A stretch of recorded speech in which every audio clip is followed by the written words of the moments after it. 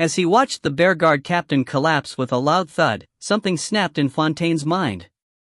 The tension completely dissipated, his thoughts enlivened once more. In that split second, he'd been astounded by the formidable strength that erupted from the Bearguard captain.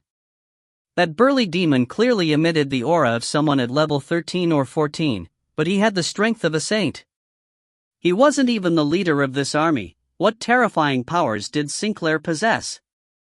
If he hadn't decided to comply with Richard's advice and fire all the bolts in one go, coupled with that timely weakening spell, this dreadful enemy might already have made it to the main gate.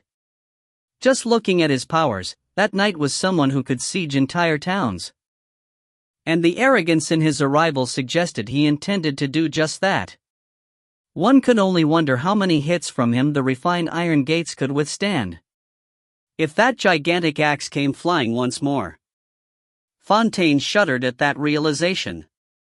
His morale rose as he lifted his sword up high, commanding the soldiers to reload the ballista. He pointed the sword at Sinclair, who was atop the manticore, about to issue an order to fire. Wait!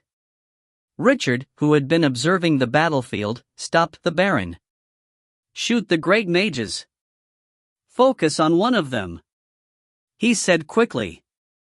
The Baron agreed without further thought, shifting his sword to one of the great mages standing behind the troop as he yelled loudly, "Concentrate fire!" But Sinclair had been stuck staring at the corpse of the Bearguard captain.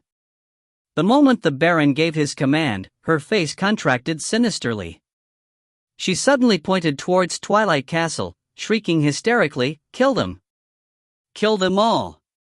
The manticore growled and got up abruptly, racing towards the castle with Sinclair on its back. Dozens of magical mounts were urged forth, following closely behind their leader as the Bearguard knights charged forth. The two great mages had already buffed the knights with every spell they had, falling back for now. Sinclair and her knights could cover the distance in the blink of an eye, and they could almost see themselves ripping the hateful enemies into pieces. The looming walls and sturdy gate wouldn't pose an obstacle to them. However, the castle shone with magical light once more as the 7 ballistae produced vibrations that could cause one's heart to drum with fear. Enchanted ballista bolts shot out like lightning one by one. The Bearguard knights clearly had great battle techniques. The moment the bolts were launched, they immediately retreated. However, the enchanted bolts flew over their heads in no time, landing right behind them and piercing one of the great mages who had just finished his spells and was about to prepare for the next round. If you find any errors, ads pop-up, ads redirect, broken links, non-standard content, etc., please let us know. Report chapter so we can fix it as soon as possible. Book 2, Chapter 140. Chapter 140. A bloody battle. Sinclair's face changed immediately. Jumping off the manticore's back, she tried to intercept one of the huge ballista bolts. The sheer force of the impact left her pale, pushing her back a few meters to land on the ground. The 6 others effortlessly shot towards the great mage, who was completely shocked. Her small face contorted even more fiercely.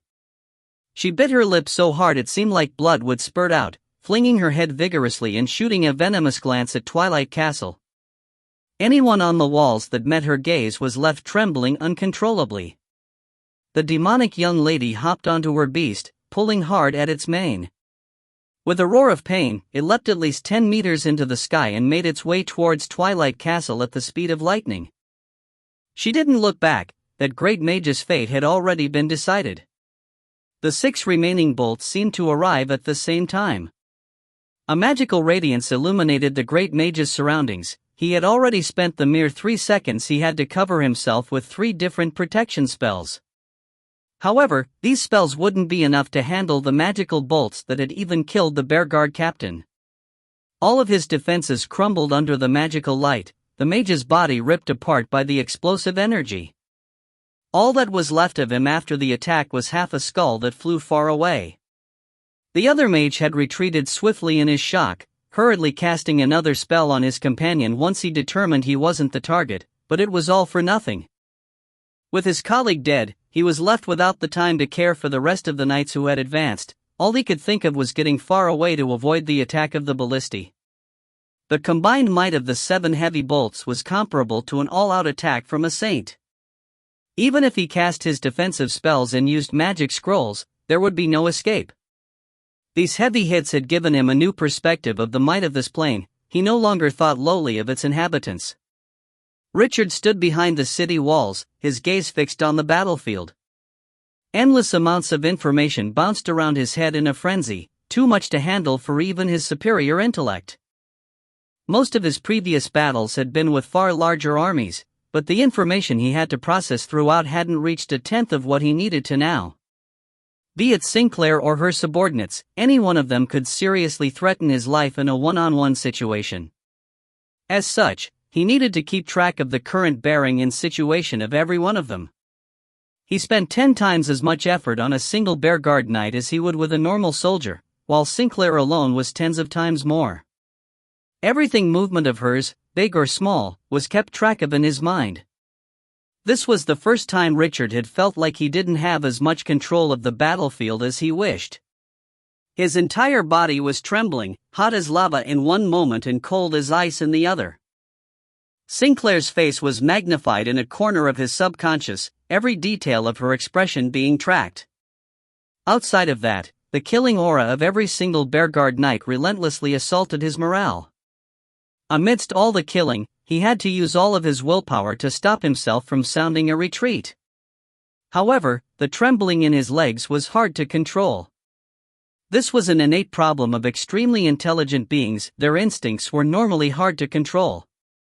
With no way of resisting the oncoming enemies, his mind was screaming for him to flee.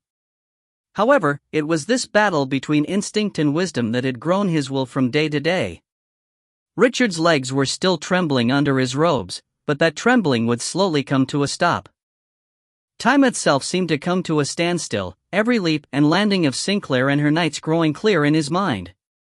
In that split second, Richard had managed to process an absurd amount of information. He could figure out the path of every knight, and the flight pattern of the manticore upon which Sinclair was sat. Everything was extremely clear. This was a sudden and esoteric sensation, as though the whole world was in his hands. Even he himself didn't understand how he managed to get to this level, but the sensation only lasted for a fleeting moment. He immediately felt drained of all his strength, as though a significant portion of his mana had vanished into thin air. Sinclair slowly became that rapidly flashing demon once more, drifting through the sky before she covered herself with her cloak and disappeared into thin air. When she vanished, that vile shadow was only about 10 meters from the castle walls. Everyone on top suddenly felt great danger, as though they would be her next target. The subconsciously assumed battle stances, and even the archers slowed down their attacks on the bearguard knights. "Baron Fontaine! Look out!" Richard suddenly screamed. Fontaine was startled, suddenly feeling a light breeze brush past his face. He reacted instantly, bursting forth with all his power. He relied on his experience to determine the direction of his strike, thrusting his sword out to directly stab into the hollow space in front of him. The shining blade was covered with his energy, growing fast and agile. A low whistle sounded as the blade cut through the air, proving its incomparable sharpness. This single strike was enough to show his skill. Even without the aid of runes, he would be a formidable presence back in Norland. A soft clang sounded as 2 blades appeared out of thin air, Sinclair's figure revealing itself as she shot an astonished glance at the Baron. She never would have expected the trash nobles of this plane to use such an exquisite strike. The attack had been swift and precise, breaking her own aggression perfectly. Fontaine's blow had locked up a cubic meter of space exactly where she would appear. If not for a timely counter, it would have pierced straight into her chest. Her body was extremely delicate. If her chest was cut open, she would be severely injured. Without a healer's help, it would take a long time for her to recover. Ever since she reached failure, this was the first time someone below the level of a saint had forced her to materialize. Of course, this was also the first time she had launched a frontal assault. If you find any errors, ads pop up, ads redirect, broken links, non-standard content, etc., please let us know. Report chapter so we can fix it as soon as possible. Book 2, Chapter 141. Chapter 141. A Bloody Battle, 2. Sinclair's blades entangled Fontaine's sword, twisting it away to one side before she used the dagger in her left hand to attempt to stab at his throat. However, Fontaine's aura suddenly rose in power. Although it wasn't ferocious, this aura was one of resilience. A few shakes of the wrist allowed the man to slip free of the entanglement, thrusting his weapon towards her almost bare chest. Sinclair slightly frowned. The pressure she felt on her hands was a clear indicator of her opponent's strength. She began moving to the side without a trace. As long as she could build some distance, she would be able to disappear immediately and launch a deadly blow from an inconceivable angle. However, the Baron's swordplay and power were unexpected. He stuck close to her like a shadow, not giving her the room to use her ability. The pair battled back and forth, the sword and daggers clashing countless times. Even though Fontaine was at a disadvantage, he still managed to reserve the strength to strike back, his sword skills on full display. For a short period of time, Sinclair was actually trapped by him. Not far away, Richard was silently watching the battle from the side. He'd already taken command of the defense, and was continually casting spells that allowed the Baron to maintain his agility. He had also directed the 2 level 8 mages under the Baron to curse Sinclair as best they could. Even though they were weak, dispelling spells weren't affected by the target's resistance. The 3 mages had together managed to scatter Sinclair's defense. In a mere minute, Richard had already given out 7 orders.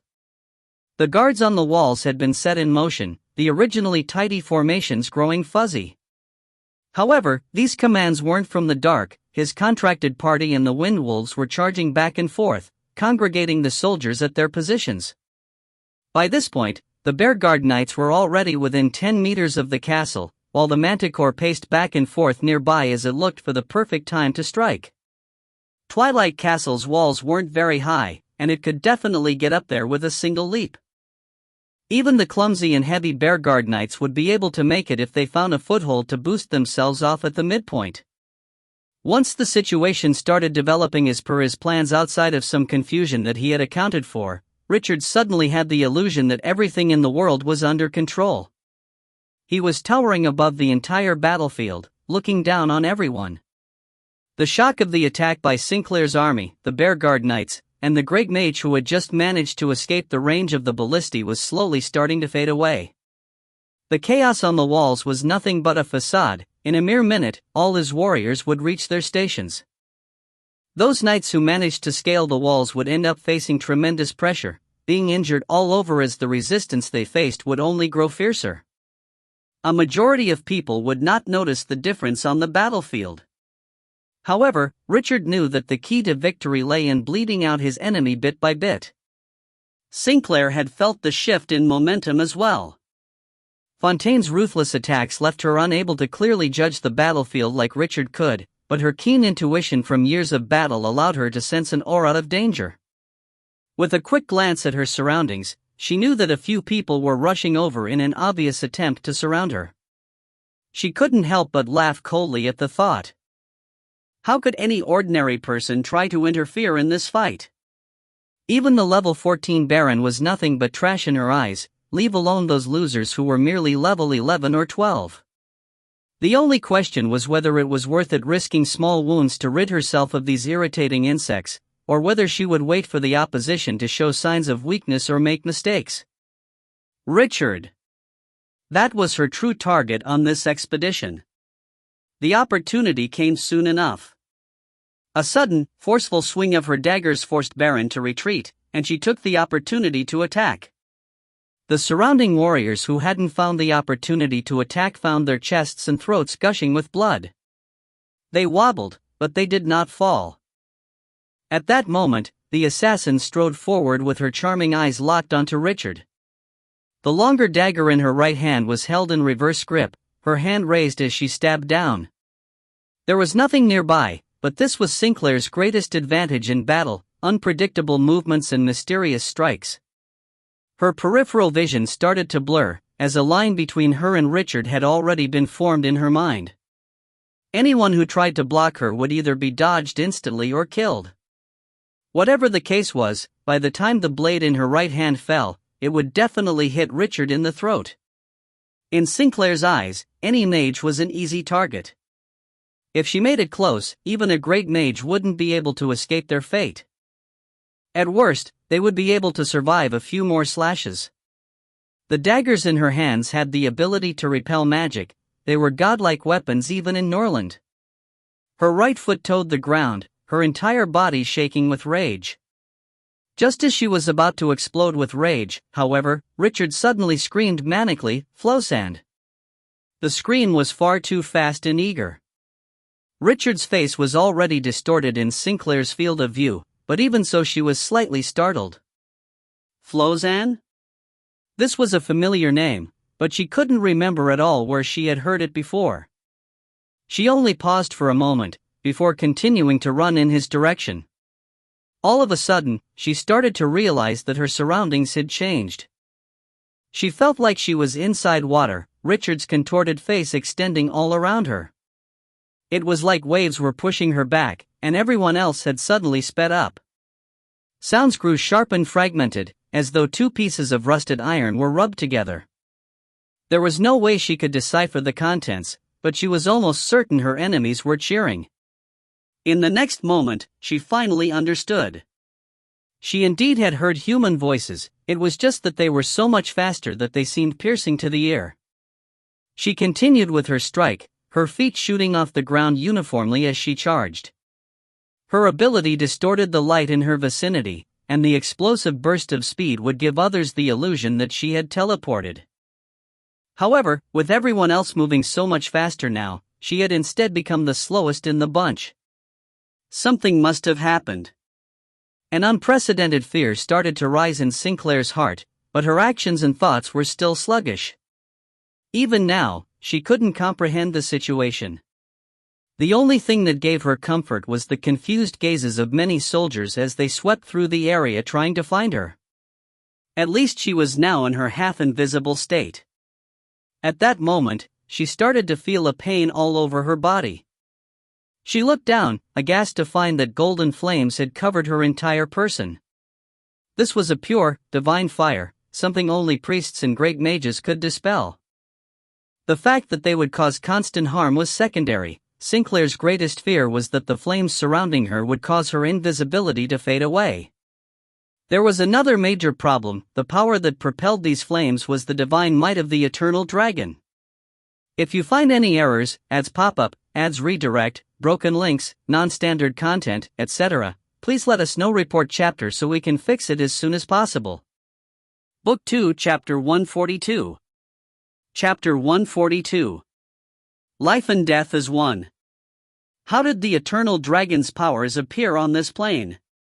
Sinclair had already checked before, confirming that the only gods on this plane were locals. There were no legends or myths related to the eternal dragon at all. All kinds of thoughts flashed past her head at once, especially that extinguished lighthouse of time. Could it be that this plane was already conquered by some major influence from Norland, and she had been led into a trap? Just as fear and hesitation flooded her mind, she suddenly felt burning pain at her heart, the middle of her back, and the side of her waist. This was a premonition of fatal strikes being launched at her. The sense of danger at her heart was the greatest. That was a blow that could determine her life and death. She suddenly started to shriek, every strand of her long hair standing erect as the size of her heart almost doubled.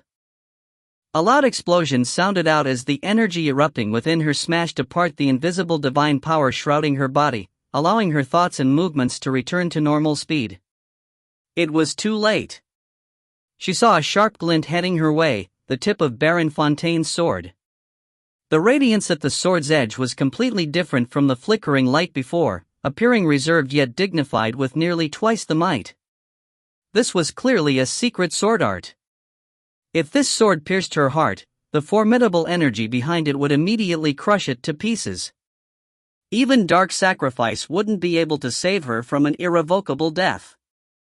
The heart was her greatest weakness. An enchanted axe was aimed at the small of her back, while another long sword was cutting its way towards her ribs. The burly man who was using the axe burst forth with great might, the power behind his blow extremely astonishing. However, even that didn't demand her attention. On the other hand, the young lady with the sword was only level 11. That sheer disparity in level meant she had no need to pay heed to that attack at all. She knew she could cut the girl's head off with a flip of her hand, but the young lady looked unruly and attractive. She possessed this indescribable sense of wild beauty around her, especially when she moved at high speeds. Despite enormous experience with both sexes, Sinclair's interest was aroused. She had no intention to murder this beauty at all. It was in that critical instant that her movements abruptly stiffened. A slowing spell from Richard and a curse from Zendral had landed on her at almost the exact same time. Richard! Sinclair shrieked with venom. The small delay bought enough time for Fontaine's sword to arrive, and she was forced to defend herself. Her daggers cast blurry shadows everywhere. While one blocked the sword, another flipped over to aim for the Baron's chest. A look of unyielding determination flashed over Fontaine's face, as the sharp sword jolted and flung the short dagger off. It continued on its path towards her heart, the flaming energy on its surface growing more and more concentrated. At the same time, he struggled to twist his body in a bid to protect his own. The sharp sword and long dagger hit their opponents at almost the exact same time. With weakening spells holding her back, Sinclair couldn't care less about the attacks from behind. She moved her body as well, struggling to use the armor on her left breast to block the edge of the sharp sword. A loud clang sounded as the breastplate broke into pieces, leaving a bloody slash on the snowy white of her breast. The left of her bosom was exposed, making for an appalling sight. The fair and smooth appearance of Sinclair's perfect breasts only stopped at the exposed flesh. The part covered by armor was actually a refined gold plate covered in radiant blood-red runes. This was her grade 4 rune, Dark Sacrifice. Having sent the armor flying, Fontaine's sword slipped into Sinclair's shoulder and almost penetrated it. Although such an injury would only be a flesh wound normally, a blow with his full strength was not so easy to withstand. Sinclair herself didn't excel at defense, shattering sounds coming from the rune on her chest as cracks appeared one after the other on its surface. The entire thing was almost completely destroyed. Ah! An extremely agonizing wail sounded out. A flip of her wrist cut Fontaine's ribs apart, leaving a gaping wound in his chest while his left arm was chopped off completely. At the same time, Gangder's axe and Waterflower's blade landed on Sinclair. Although there was no wind, the cloak on Sinclair's back suddenly rose to reveal a pair of golden, demonic wings extending out the back of her armor. The wings spread themselves out eerily, fending off Gangder's full blow. All the muscles on Gangder's body were bulging, Gaia's force and the rune combining to amplify his strength greatly. A tremendous force that could cut gold and crush boulders landed on Sinclair, blowing the cloak to pieces. The gigantic axe cut open the black armor on her back, leaving a bone-deep wound before it was flung off by her energy. The shepherd of eternal rest pierced right through Sinclair's side. A trace dark aura flitted across the edge of the sword before it plunged into Sinclair's body. The dark radiance gleaming faintly on Waterflower's body came from her rune set, allowing her to meld into the darkness. It caused her opponents to subconsciously neglect her presence. It was still in the dead of the night, the sky its darkest shade of black. The full power of the Shepherd of Eternal Rest were unleashed, its powers boosted multifold by the black tint that had appeared on the edge. That was the shade of the Breath of Darkness. This was the ability of the combined set, making for the most powerful blow Waterflower could deal. A sinister, icy feeling instantly flooded Sinclair's mind. She had never come this close to death. It was almost as if the Reaper had stuck out his icy, wet tongue, gently licking her earlobe. She shrieked hysterically, sending Fontaine flying with a kick that parted his sword from his hands. Beads of blood that were black as ink stained the edge of the sword. Sinclair brandished her daggers behind her, causing Gangder and Waterflower to dodge by reflex. She took this chance to charge wildly towards Richard. Although every person who had set off on the expedition had been ready to face death at any moment, Sinclair had never imagined that the moment would come so soon. The serious damage inflicted on her rune was far more critical than the severe injuries elsewhere on her body, especially on a foreign plane where she could not find her way back. At that moment, she had only one notion in her mind. Even if she was to die, she would drag Richard down with her. Everyone else here was useless trash with no power, only Richard could match her status, being worthy of her dying on. All of a sudden, 3 majestic and powerful figures appeared between Sinclair and Richard. These were 3 of the Archaran Knights. They couldn't see Sinclair's movements at all, but the trail indicated she wanted to harm Richard. The sheer difference in ability disallowed them from contending against this demonic young girl, so the only choice they had was to use their own bodies as a barrier to stop her. Sinclair couldn't even bother telling them to get lost. She didn't take a glance at the weapons they wielded, nor did she try to dodge their blows. She used her sheer speed to shove the blades and their owners away, her daggers flying at unbelievable speeds. She would cut them up into tens of equal pieces that would fly away upon impact. If you find any errors, ads pop up, ads redirect, broken links, non-standard content, etc., please let us know. Report chapter so we can fix it as soon as possible. Book 2, Chapter 143. Chapter 143. Life and Death as 1, 2. Gangder chased behind Sinclair, but speed wasn't his forte. Waterflower quickly overtook him, her runes activating and boosting her speed, leaving her only a hair's breadth away from Sinclair. The 3 knights were sent flying away, cut into pieces right in front of Richard. His eyes quickly turned bloodshot, his entire body trembling with intense fear and wrath. However, he stayed calm and accurate as he took out the Book of Holding. A rich power of death spread through the area, and a tall and strong warrior of darkness added to Sinclair's obstacles. A loud bang sounded as Sinclair pushed into the warrior, but she couldn't send the creature who weighed hundreds of kilograms flying away. She ended up thrusting her left dagger into the gap in armor at the warrior's neck, twisting his head off and rendering him completely useless. Finally, there were no more obstacles. Sinclair grinned, gritting her teeth in pain as she raised the dagger in her right hand once more. In less than half a second, she could slash 30 times to cut this mage in front of her into pieces. She would only keep his head, heart, and organs, the only parts of him that were valuable. The tip of the dagger would start with his crotch.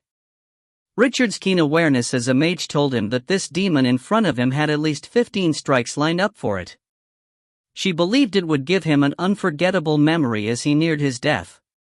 In her opinion, the more terrified one was before death, the more delicious their heart would be. However, what met her was not a panic-stricken teen but a man and his sword. Her gaze was attracted to an eye-catching scarlet moon atop his forehead.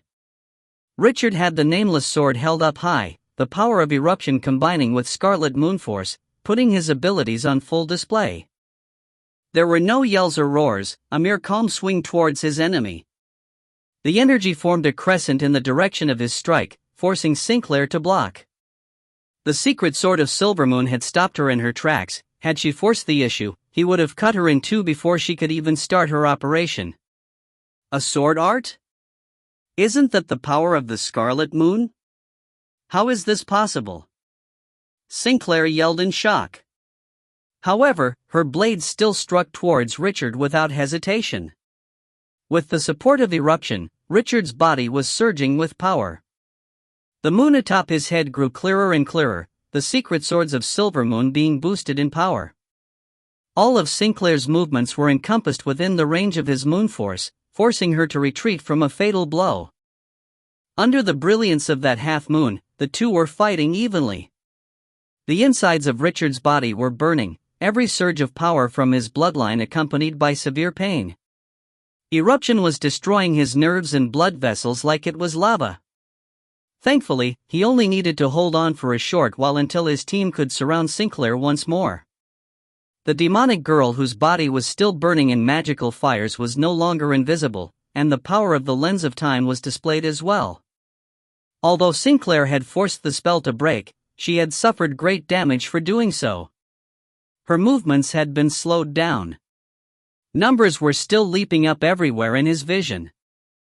Richard clearly knew that Sinclair had suffered far worse injuries than he had, so he just clenched his teeth and persevered.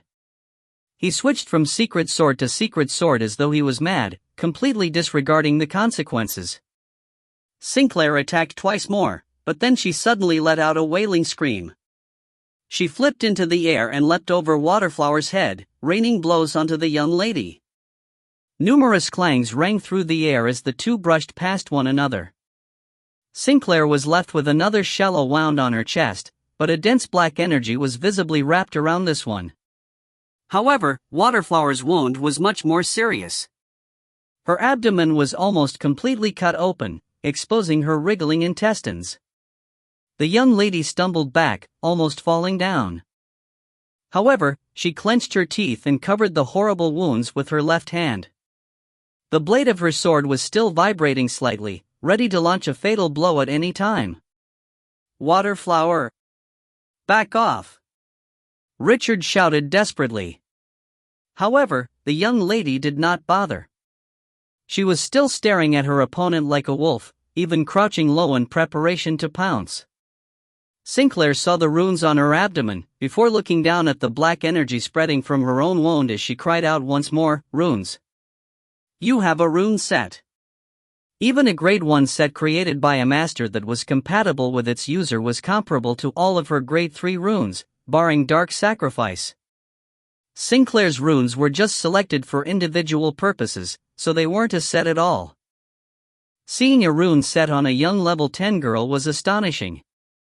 There had been many unexpected surprises this night. She wanted to pounce on Waterflower once more, but silver moonlight flashed down before her eyes. The moon force disgusted and terrified her. Several injuries had left her fearful of coming into contact with this unknown power. She thus fled in horror, leaving her original position. However, the expected attack did not come. Sinclair lifted her head, only to see Richard waving his sword. The silver moon over his head flashed. Its intention was not to attack, but to frighten. Richard's face was pale, the hands holding his sword trembling. Yet, Sinclair did not dare to launch a hasty attack. The snow moon left her feeling a strong sense of danger. Throughout this battle she hadn't been able to see through this mage or anticipate his actions, so she didn't know whether this weakness was just a trap. Although the opponent in front of her was a mere level 10 mage, she no longer had the confidence to kill him in one blow. Hesitation was not tolerable in the battlefield. The warriors from the two wings drew close, and countless weapons stabbed into Sinclair. Flozen quietly appeared behind Waterflower, hugging her and dragging her away from the front lines. Waterflower struggled at first, but when she turned her head she saw streams of amber liquid flowing down from the cleric's eyes, nostrils, and lips. This was her blood, fused with divine power. It was the price she had paid for forcing the lens of time on Sinclair. If you find any errors, ads pop up, ads redirect, broken links, non-standard content, etc., please let us know. Report chapter so we can fix it as soon as possible. Book 2, Chapter 144. Chapter 144. Life and Death is 1-3. Waterflower's eyes lightly twitched, and she allowed Flozen to take her away. The blow from Sinclair's blade had a lot of negative energy on it, and although she was stubbornly resisting it all to stand there, a mere puff of wind would knock her to the ground. With the fear of death having passed, Sinclair's hysteria gradually faded away. She could still kill normal soldiers with ease, making her feel like her injuries weren't nearly as bad as she thought they were. At the very least, there was still a chance of survival. She finally chose to retreat, dodging a strike from Ganger before rushing towards the castle walls. A few other soldiers dropped dead on the way, with none the wiser as to how she had done it. Before she managed to get away, Richard cast a profound glance her way. His gaze was clear and unperturbed, but nobody could comprehend the intent behind it. For some reason, the Schumpeter girl felt a strange chill permeating her heart, damping her rage and frustration. The experience of countless fights told her that some people didn't bellow and rage against their opponents. When she finally reached the walls, Sinclair stopped and turned around, holding her daggers up as she cast a menacing death glare at everyone nearby. The Bear Guard Knights were already down below, and the guards at the main gate weren't competent enough to hold them off. She would wait here until her soldiers scaled the walls, giving them the opportunity to kill everyone in the castle. Fontaine and Waterflower had already lost all of their strength, no longer posing a threat. Richard's earlier display of skill came as a surprise, but thinking it over rationally, she could tell that it was nothing more than a desperate fight for his life. She wouldn't even need to face the mage directly, she could wait in a corner until he drained all of his energy. However, Richard's cold voice sounded from the distance. "You're trying to delay for time? Not so fast, Dot." Richard took out the Book of Holding once more, and 2 more warriors of darkness stepped out to surround Sinclair. With the limited space on the battlements, these warriors, who had immense strength and a lack of fear for their lives, were boosted greatly. They waved heavy axes against their opponent, tiring her out as she was forced to block again and again. Another warrior of darkness quickly appeared as well, this time summoned at the ground in front of her position. This had been Richard's directive, forcing the 2 Bear Guard Knights who wanted to scale the wall there to fight it first. The warrior wouldn't last long in a 1 versus 2 battle, but all it needed to do was stall for time and put Sinclair in even more danger. Sinclair held another heart in her hands. Although she would normally feel like this heart was unpalatable, she wolfed it down in a few bites without hesitation. However, she didn't manage to absorb the energy within, instead coughing violently as black blood spurted out of her mouth. The rune on her left breast started leaking blood as well. Some of the Bear Guard Knights had finished scaling the wall by this point, but they were faced with countless pikes and heavy axes, fighting warriors skilled in both offense and defense. Every swing of their axes reaped a few lives, but they suffered several injuries each time as well. The Baron's elites, Richard's knights, and the barbarian warriors were all capable of causing damage, and surrounded as they were, the Bear Guard Knights couldn't hide themselves. Defense wasn't the Bear Guard forte either. A knight off his horse lost half of his maneuverability. Zendrol was hidden in the darkness, summoning warriors of darkness one after the other. With how chaotic the battle had become, these level 12 undead creatures could make full use of their might. Richard was constantly moving his forces to resist the Bear Guard Knights, at the same time keeping an eye on Sinclair atop the walls. Even though she was constantly digging out hearts and consuming them, her injuries showed no signs of recovery. In fact, it seemed as though some force was interfering with her rune, making things worse every time she absorbed energy. She was stubbornly trying to fend off her attackers, waiting for the knights below to finish off the warrior of darkness and scale the walls. Richard had to grit his teeth to fight the weakness from using eruption. He was handing out spells like water, trying to weaken the Bear Guard Knights and buff his own warriors. The entire battle seemed like a complex alchemic machine, constantly moving the way he envisioned things. There was a desperate battle at the side of every Bear Guard Knight. He watched as the Troll brothers dragged one each and leapt off the walls, crashing down together. The impact of the fall left both parties unable to get up, but the Bear Guard Knights suffered far more damage under the combined weight.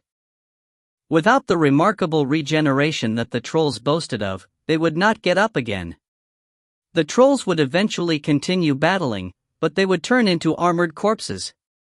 On another side of the battlefield, 3 barbarian warriors armed with spears had pierced into a knight's body from 3 directions.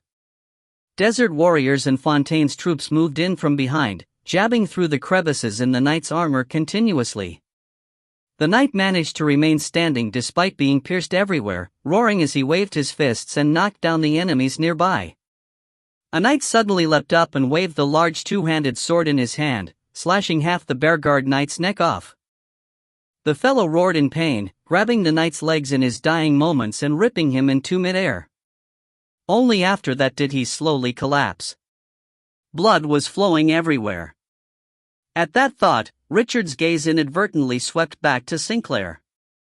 Her charming face was stained with black blood, the broken rune on her chest also gushing reddish-black liquid. He felt a strong sense of disgust, a natural loathing that seemed to come from his elven blood. This was no illusion, instead true antagonism between 2 polar opposites. Irked by the black blood, Richard's own silver moon blood grew exceedingly powerful. It started boiling with energy, as though urging him into battle. Richard muttered to himself as several thoughts flashed through his mind, eventually deciding on something inconceivable. He estimated the distance between himself and Sinclair, suddenly stepping forward as a jade-green moon appeared atop his head. The third moon, the green moon. The corresponding secret sword was devout prayer, a skill that was equivalent to a cleric's healing. The sword's user could cast it upon themselves, or cast it on the sword's target. This was Richard's first successful attempt at using this skill, jade-green light slowly radiating from his body. Mosses started to grow on the floor below him, forming a sheet of green. Sinclair had no idea of what was happening at first, but her keen senses told her something very dangerous was happening. She instinctively tried to evade, her figure starting to fade into the night. However, the skill had already formed a beam of jade-green light that fell down on her position, giving off an aura of vitality that seemed to envelop the entire sky. Her figure grew visible once more. This skill that would normally heal injured people caused the girl to scream. The moonlight started to corrode Sinclair's skin the moment it touched her, creating a large cloud of fog. It was as though she was being burned by the strongest of acids as the beam shone on her perfect skin, the exposed flesh from her wounds starting to melt. She shrieked and jumped off the castle walls, but the green moonlight refused to let her go, only fading away once all its energy was used up. The manticore leapt out from the darkness, catching its mistress. It had already devoured 20 knights in the midst of this chaos, but that only slightly helped sate its empty stomach. The soul reading had left it far too hungry, and alas, there were too few powerful fighters on the battlefield. Sinclair could barely manage to sit on the beast, her charming face charred beyond recognition by the moonlight. She had to use all her effort to avoid falling off the creature's back.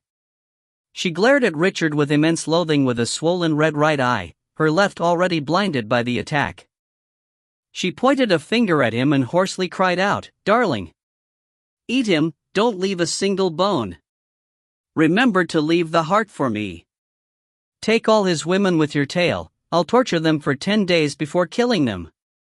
The manticore let out a low roar, quickly getting up. However, it didn't rush towards the top of the castle, instead turning its body around as it sent a threatening roar into the distant darkness. Sinclair was astonished. This manticore was a creature she had reared from its youth, and it possessed human-like intellect. It was extremely rare for it to defy her orders. She suddenly turned around, seeing Richard look at her with a determined gaze from atop the walls. He pointed towards her, before making an action of slashing his own throat. The brood mother had finally entered the battlefield. If you find any errors, ads pop up, ads redirect, broken links, non-standard content, etc., please let us know. Report chapter so we can fix it as soon as possible. Book 2, Chapter 145. Chapter 145. The brood mother enters battle. Richard cast one last glance at Sinclair from atop the castle walls, never looking at her again. He struggled to keep himself from blacking out, waves of dizziness washing over him in his exhaustion. He willed himself on, staying clear-headed and awake as he continued to oversee the defense. He had to eradicate this incoming army before he could eliminate Sinclair. Nobody knew how long his skill in Flosan's divine flames would last, or how much power the young lady still had remaining. He had to kill and injure as many of the Bearguard knights as possible. She could conceal herself and launch her attacks once more. This battle was a race against time. The wind wolves had already spread out in an arc around the battlefield, closing in with the brood mother at the helm. The battle was still gory and intense, tens of soldiers dying with missing limbs. The Bearguard knights were thrown off the walls one by one, roaring as they fell to their deaths. The soldiers were using their very lives to stop these foreign demons from making their way up. The vicious magical horses lingered around at the foot of the castle, tearing the opposing soldiers apart. Anyone that fell down, be it a warrior of darkness, a normal soldier, or a half-orc, was bitten to pieces. At times they cooperated with their masters who were trying to hack the gates apart, collectively ramming into the iron as if they were a battering ram. Sparks could be seen every now and then, and it didn't take long for the gates to be dented everywhere. Cracks that were wide enough to let light seep through were forming as well. The soldiers behind the doors were doing everything they could to reinforce the defenses, while a mage's forehead was covered in sweat as he prepared a long, tedious area spell. Even with a scroll in hand, this spell took a long time to chant while every syllable had to be pronounced perfectly. Once complete, a 2-meter-tall barrier would rise out of the ground, becoming a stable fortification. All of them had already witnessed the prowess of the Bearguard Knights captain. They absolutely couldn't allow these demons to barge in on their magical beasts. Medium Rare and Tiramisu were fighting the horses at the base of the castle. They were the only ones who had managed to get up from the fall, continuing to battle fiercely. Although Tiramisu was casting stone skin on himself and his brother at the slightest chance, they were both covered in cuts and bruises all over as a result of the bites. Fortunately, Ola had found a good spot at the top of the walls that allowed him to support them with his warsong and bow. Richard bit his lower lip, trying hard to maintain his inner composure. He calmly sent out order after order, directing the mix of soldiers on the battlefield. More than 10 elites and 50 soldiers had been lost during the battle with Sinclair, but now that Richard had command, the damage was immediately brought under control. Ordered formations displayed great offensive and defensive capabilities, although a few lives were still taken by every blow of the Bearguard Knights' giant axes. Other soldiers would fill up the empty space in the blink of an eye. This victory would be built on the lives of countless men, but that was also the only way it would arrive. The faces of the barbarians, desert warriors, and the Baron's own elites were completely taut, their eyes blazing red. They charged forwards dauntlessly, wave after wave, without any fear of death. In Richard's eyes, the battle that seemed to be complete chaos had already reached a pivotal moment. Although he still didn't have complete assurance of victory, he wasn't willing to wait anymore. He sent a command to the Wind Wolves and Brood Mother, launching the attack. The great mage under Sinclair was rapidly approaching Twilight Castle in the cover of the dark. The defense had succeeded with the terrain-changing spell, leaving them with no choice but to attack and occupy the walls. More than half of the Bearguard Knights had already made their way onto the castle, a few of them reaching the top of the towers and cutting the ballistae to pieces. The greatest threat to his life had been eliminated. What the Schumpeter army didn't know was that each of the ballistae had only come with 2 bolts. These bolts that could track enemies were far too expensive, and even 2 each had taken more than a decade to acquire. The great mage didn't make it far before he suddenly stopped in his tracks, looking around warily. Huge wolves emerged from the thick fog one after the other, the same as the soulless wolves they had encountered before. The great mage grew anxious. Although these wolves weren't very powerful, they somehow gave off a strong sense of danger. More and more showed up with every moment, seeming like an endless stream. One of these wolves was clearly much bigger than the rest, watching him attentively. For a moment, the mage felt like he was being watched by a human. And indeed, back on the castle walls, Richard's vision had synchronized with that of this elite. The great mage was cautious and didn't dare to act hastily, but that was exactly what he wished for. These were his wind wolves, not normal beasts who only knew to pounce at first sight. Inner circle flat down, middle circle crouching, outer circle tall. Richard commanded the elites. The 2 then let out numerous long howls, directing the packs under them just like captains taking orders from their general. This way, Richard only needed to issue a few orders, which allowed him to conserve a great deal of energy. Damn it! Although these creatures weren't behaving like ordinary wolves that were about to pounce, the great mage was instinctively aware that this was nothing good. These huge wolves were just too orderly in their movements. They resembled a well-trained army, so adjusted to uniformity that it frightened him. He couldn't care anymore about his precious advanced scrolls, unraveling one that could teleport him away to a random location. Even a great mage needed a brief chant to use such a powerful scroll, so he cast a barrier around himself before he started. This would be a short chant, only needing 15 seconds. Even if these wolves tried to pounce on him, he would be able to last that period of time. However, Richard had already issued another command, fire. An explosion sounded as hundreds of wind blades shot out from the mouths of the wind wolves, converging on the mage and breaking through his shield at once. Countless injuries riddled his body in an instant, arrows of blood shooting out and gathering into a cloud of blood mist. He then split apart into countless lumps of flesh, collapsing to the ground with a loud thud as if he was a destroyed pillar. The two powerful armies then surged past the great mage like currents, charging towards Sinclair, who was at the foot of the castle. Sinclair felt an indescribable fear from atop the manticore. The mist was too thick for her to look hundreds of meters away with the naked eye, particularly so towards the forest as dense fog masked everything in darkness. She wasn't sure what on earth had happened to the distant great mage. Why on earth had he still not rushed over so long after she'd sent the signal? If you find any errors, ads pop up, ads redirect, broken links, non-standard content, etc., please let us know. Report chapter so we can fix it as soon as possible. Book 2, Chapter 146. Chapter 146. The Broodmother enters battle, 2. The Bear Guard Knights kept collapsing one after the other. Even though each one took a significant number of enemy soldiers down with them, these were quasi-rune knights, irreplaceable elites. Their loyalty and skill were unquestionable, but those who died on Richard's side, they were barbarians, desert warriors, and the inhabitants of this plain. They were all assets seized from Phalar, the only loyal ones being those few knights Richard had brought over from Norland. However, even 10 such knights weren't as important as a single Bearguard knight to Sinclair. Although the green light on her body had already started to fade, the pain from her burning wounds was only just starting to ease. The pale gold flames were so dull at this point they might as well be non-existent. She started to ponder, once she regained mobility, should she first kill or capture Richard, or save a few of the knights? It would be difficult to expand and develop in this foreign plane without loyal subordinates. Without the eternal dragon's divine favor upon her, she wasn't willing to waste her precious life on this lowly foreign plane.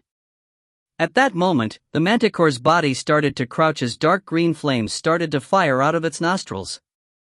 It looked like there were terrifying enemies hidden in the fog. Just as Sinclair was contemplating things, wind wolves started streaming out of the mist. They surrounded the manticore quickly, starting to howl loudly. However, they didn't instantly pounce on the creature. They stopped in their tracks, sending a volley of wind blades its way.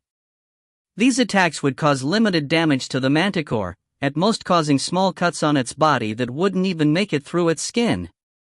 However, there were just too many of them. Sinclair scanned the scene and figured there were more than 300 of these huge wolves surrounding her, making it clear that these soulless creatures were definitely sent by someone. Perhaps it was even Richard from atop the castle walls. A rain of wind blades buffeted the manticore, causing the enormous creature to howl loudly with rage. It sent the occasional counter out, using its big claws and sharp teeth to cut into the wind wolves. This was a level 16 creature. It wasn't impossible for it to kill these level 7 enemies. However, despite the desperate situation, the manticore seemed fearful and wary of something, not daring to let go and start a slaughter.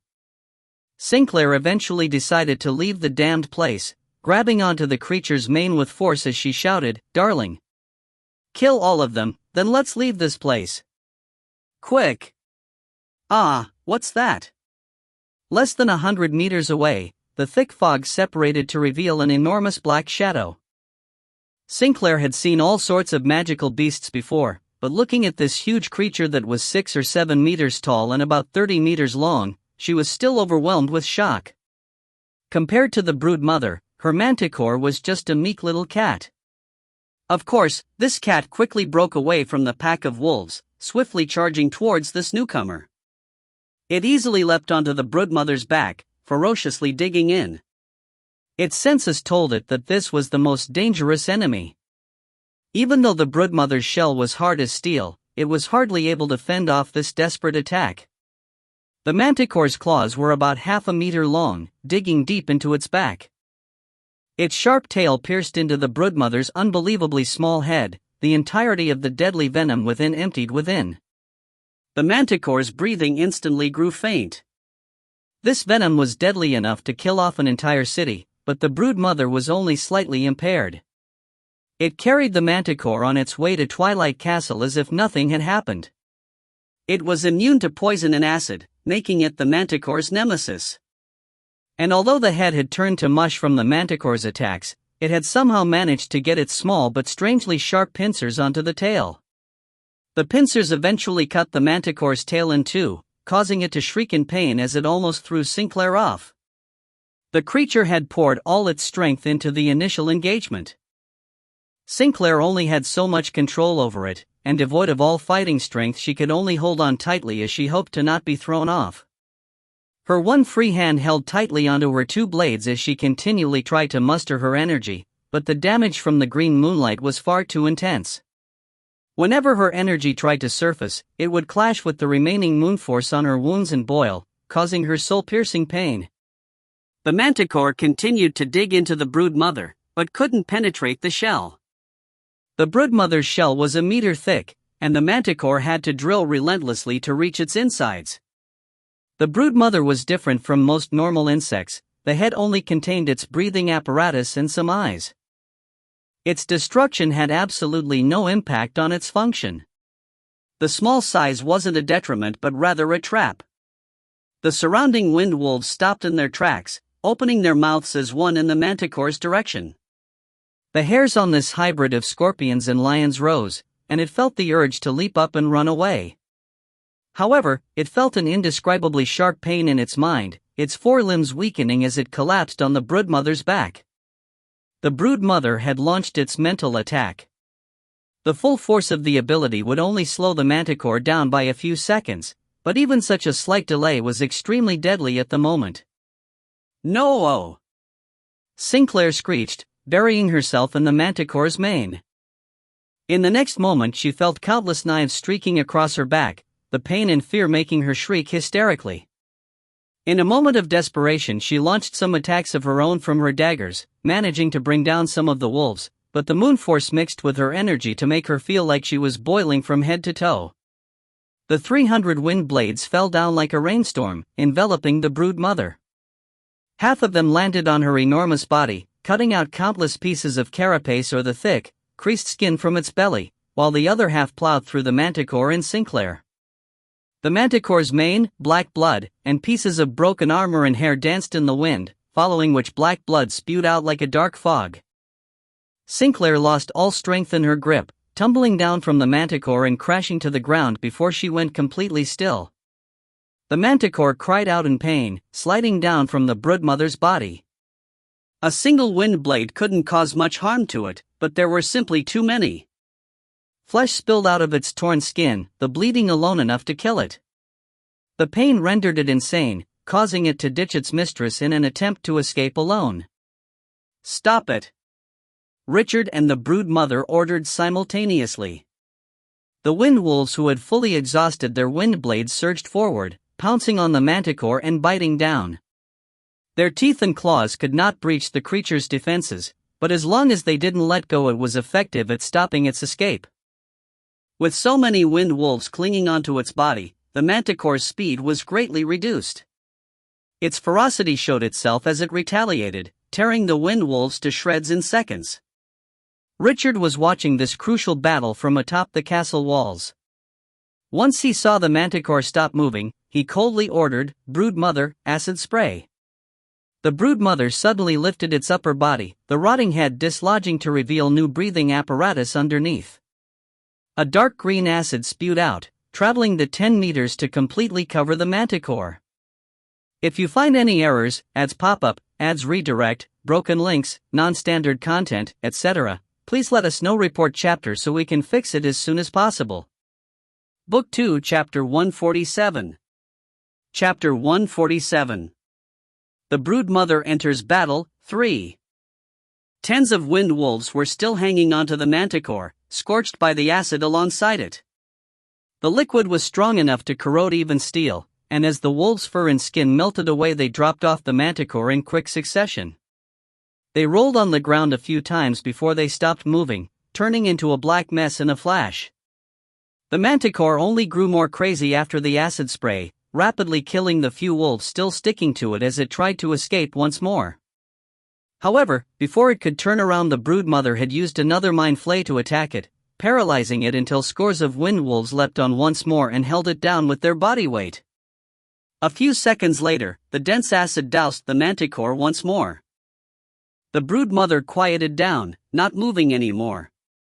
It had used up all of its acid, and the two mental attacks had taken all of its energy. The manticore's skin was completely corroded, its entire exterior melted away. The creature was left lying lifelessly on the ground, the remaining half of its sting twitching involuntarily. The battle at the castle hadn't yet ended, but it was coming close. 10 odd fierce bear guard knights were still stubbornly fighting atop the walls, while the elites led the remaining windwolves to fight below. Seeing the fight drawing to a close, Richard's determination was like the string of an instrument that had reached its limit. He was close to breaking, his vision blurring even as his lungs felt like they were on fire.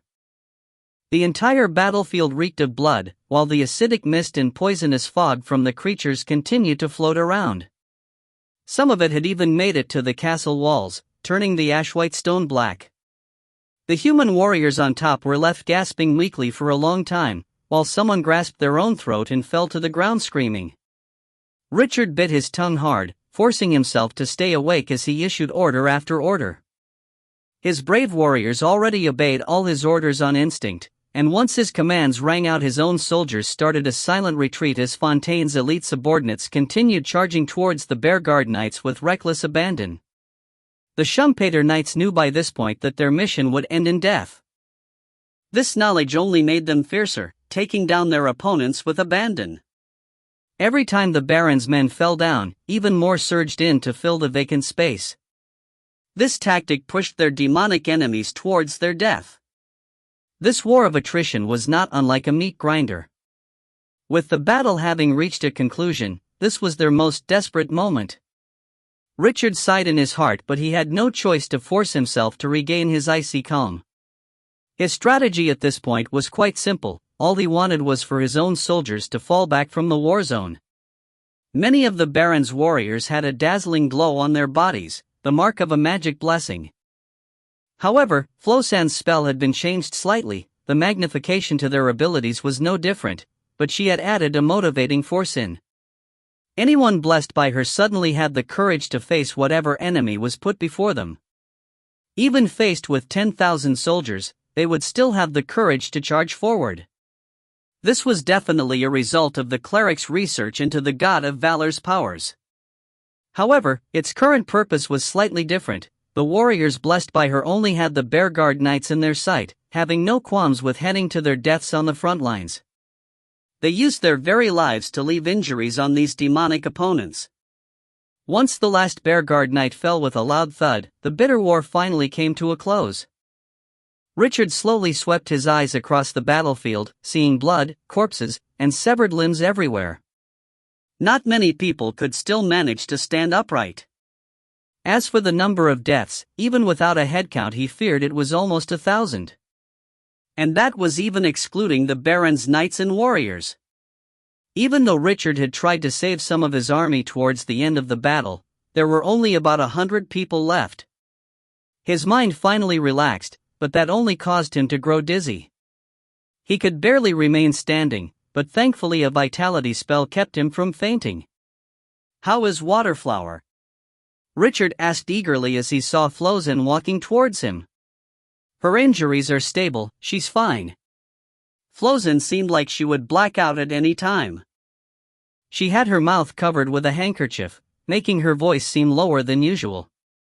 Richard could sense her weakness. Her injuries were definitely not mild. She'd used some unknown method to draw out her mana at the beginning of the battle, growing her power by about 3 levels. This was the only reason the Lens of Time had been successful against Sinclair, causing this dangerous enemy to suffer heavy injuries, completely turning the battle around. "What about you?" Richard continued. Still covering her mouth, Flosan spoke up. "I used too much of my mana. I'll be fine after a few days of rest." "A few days of rest?" Richard's shining gaze landed on Flosan.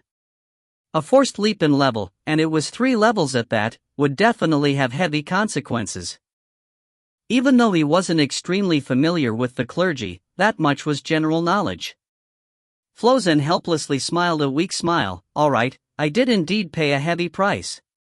But don't worry, I can fully accept this.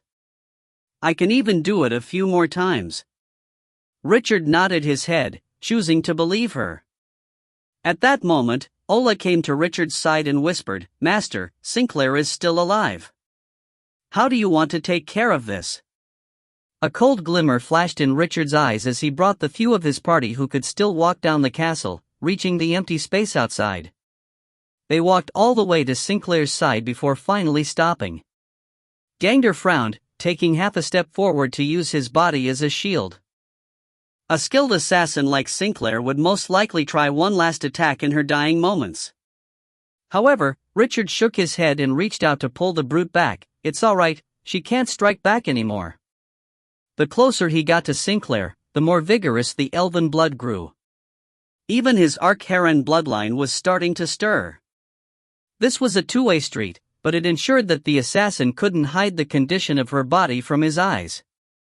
Sinclair was no longer the pretty young lady, her entire body filled with injuries. The black blood seeping out was like hot lava, leaving deep burns on her skin. Richard could sense the remaining effects of the green moonforce coupling with the black blood. It carried a sense of impending death, being the reason for the surge in her body temperature. Richard kneeled by Sinclair's side, gazing at this most worthy enemy. Even though her skin had been burnt, even with one of her eyes blinded, one could still see traces of her original beauty on her face. She was like a human doll that had been destroyed. If you find any errors, ads pop up, ads redirect, broken links, non-standard content, etc., please let us know. Report chapter so we can fix it as soon as possible. Book 2, Chapter 148. Chapter 148. An End and a Beginning. Sinclair seemed to notice Richard's gaze, tilting her head and making a huge effort to look at him with her one eye. She smiled at him, but it wasn't the charming smile she once had. There was an unspeakable melancholy behind the expression. This was a smile that would make others sympathize with her helplessness. "I look awful now, don't I?" Richard hadn't expected this to be her first sentence. He hesitated for a while before nodding. "Ha! You mages are a bunch of dull characters," Sinclair laughed in self-mockery. I want to live on, can I surrender? My body is very special. Given some time I'll slowly return to normal. There's no need to worry about my ability in combat." "That was never my concern," Richard said calmly, "but you." He stretched out his hand. Ola, who was adept at reading his body language at this point, immediately tossed a dagger over. The dagger was surprisingly heavy and cold, a chill permeating Richard's body the moment he touched its handle. Originally left with the last dredges of his energy, Richard felt the cold surge through him like a tide as it stimulated the moonforce within, like cool water that refreshed his spirit. He felt strange, realizing that the elven bard had given him one of Sinclair's daggers. Richard held the dagger as he continued, "Some hostilities can never be erased. However, if you can share the reason for your presence and give me some details about the Shumpaters, I won't harvest your runes in your death." Once the removal of the rune was mentioned, Sinclair couldn't help but shudder. Her rune hadn't been slotted in, instead tattooed onto her body. If it were removed, her corpse would be left an unrecognizable mess. Even though she didn't want to die, she was not afraid of death. However, death at the hands of a runemaster would definitely not end well. The young lady inarticulately expressed that 3 families had joined forces to offer a sacrifice to the eternal dragon, changing Richard's destination. Even though their offering was extremely valuable, there were many rules and limitations to the effects. The dragon would not allow Richard's destination to have a stable passage, nor would it allow a change in the basic characteristics of the destination plane. They had to find a new plane, one not registered with the church, with fewer restrictions on level. The end result had surpassed everyone's expectations, landing both parties in the unknown plane of failure. Moreover, those of this plane surprisingly could possess legendary might. Sinclair's mission was to kill Richard, the cost of transportation being shared by the three families. Sinclair's answers validated Richard's prior suspicions. However, he still held on to a last glimmer of hope as he asked, "Do you have the coordinates to return to Norland?" Sinclair forced out a smile. "If I did, I would have returned long ago. You should be well aware just how valuable a plane of this level is. Pity, our lighthouse of time was extinguished when we left the portal." Richard sighed before finally saying, "Do you have anything else you want to say, but?" Sinclair started coughing violently, only able to speak after some time had passed. If you manage to get back to Norland in the future, help me. Help me kill the entire senior generation of the Shumpaters. All of them. Kill them, kill their families. Don't leave anyone. Also, kill that bitch Sisley. But torture her as long as you can, don't let her die so easily. Richard was slightly shocked, asking, "You seem to have a lot of hatred for your family and Sisley? Isn't she your twin sister? The people call you too the Shumpater flowers." "Sister?" "Ha, yes, sister." Sinclair laughed once more, but this time her smile was distorted and her voice strange. She continued mumbling, "She's the older twin, but her training speed was slower than mine. When I was 14 years old, she thought of a plan to sabotage me. I was brought to the elders for a trial. Interrogated by 9 old men, for an entire night. That was when I first became a woman. It was with 9 men at once, each at least thrice my age. No matter how many men and women I've had in my life, I haven't been able to erase them from memory. My father, he was only a small character in the family at the time. He used the situation to ask for favors from the elders, making his title hereditary. This is why I want to kill them all. All these matters. I can slowly tell you about them in the future. I remember every detail of that night. Not interested." Richard plunged the blade into Sinclair's heart, cutting it apart. Sinclair's body shook, her eyes turned wide in shock, but they eventually turned into an expression of release before they closed forever. He stood up and looked over the corpse, many regrets coming to mind. This mighty, beautiful, yet insane young lady had turned into just another corpse. There were many stories behind her madness, but with her death all of her glory and hatred had been reduced to a heap of yellow soil. His own perseverance in battle, his constant strive to move forward. Did it have any meaning? His contemplation was interrupted by the broodmother's voice, "Master, I need the manticore's body. If I eat it, I might be able to add an ability to my drones." Good. Richard immediately agreed. The final reason for their victory in this battle was still the broodmother. It had sacrificed over 400 of its wolves, relying solely on strength and numbers to crush the manticore, great mage, and many magic horses to death. The sheer number of wolves was in effect a fundamental change to their power. The broodmother had used up all its energy. Not wanting to move at all, it directed the remaining wind wolves to push the large manticore over, starting to eat. Richard cast one last glance at Sinclair's body, about to have her cremated. Suddenly, the broodmother's voice sounded again, "Master, this woman is very important. If I get her body, I might be able to acquire a very important ability. It is related to divinity." Richard frowned. "About that, let me think about it." Even though Sinclair was an enemy to the death, and the broodmother's battle capabilities were of utmost importance, Richard still had a problem with her devouring humans, live or as corpses.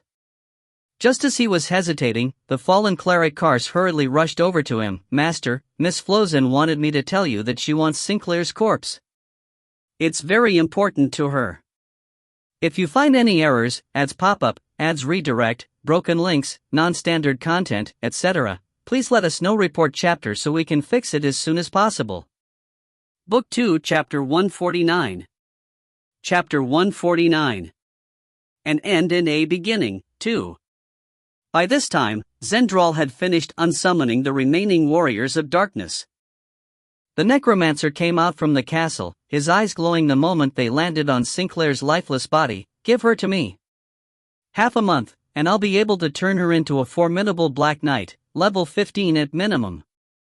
Give me the manticore's carcass too. I'll be able to. Wait, what? Is it eating the manticore?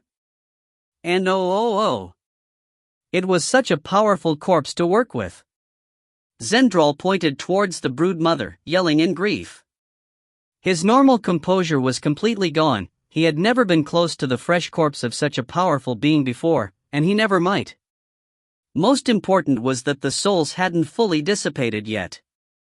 If he acquired these corpses, he could attain new peaks in necromancy. The brood mother gets the manticore, Richard announced. Even though Zendral's warriors of darkness weren't too shabby, they weren't all that great either. Giving him the manticore would only have a limited effect on the army's power.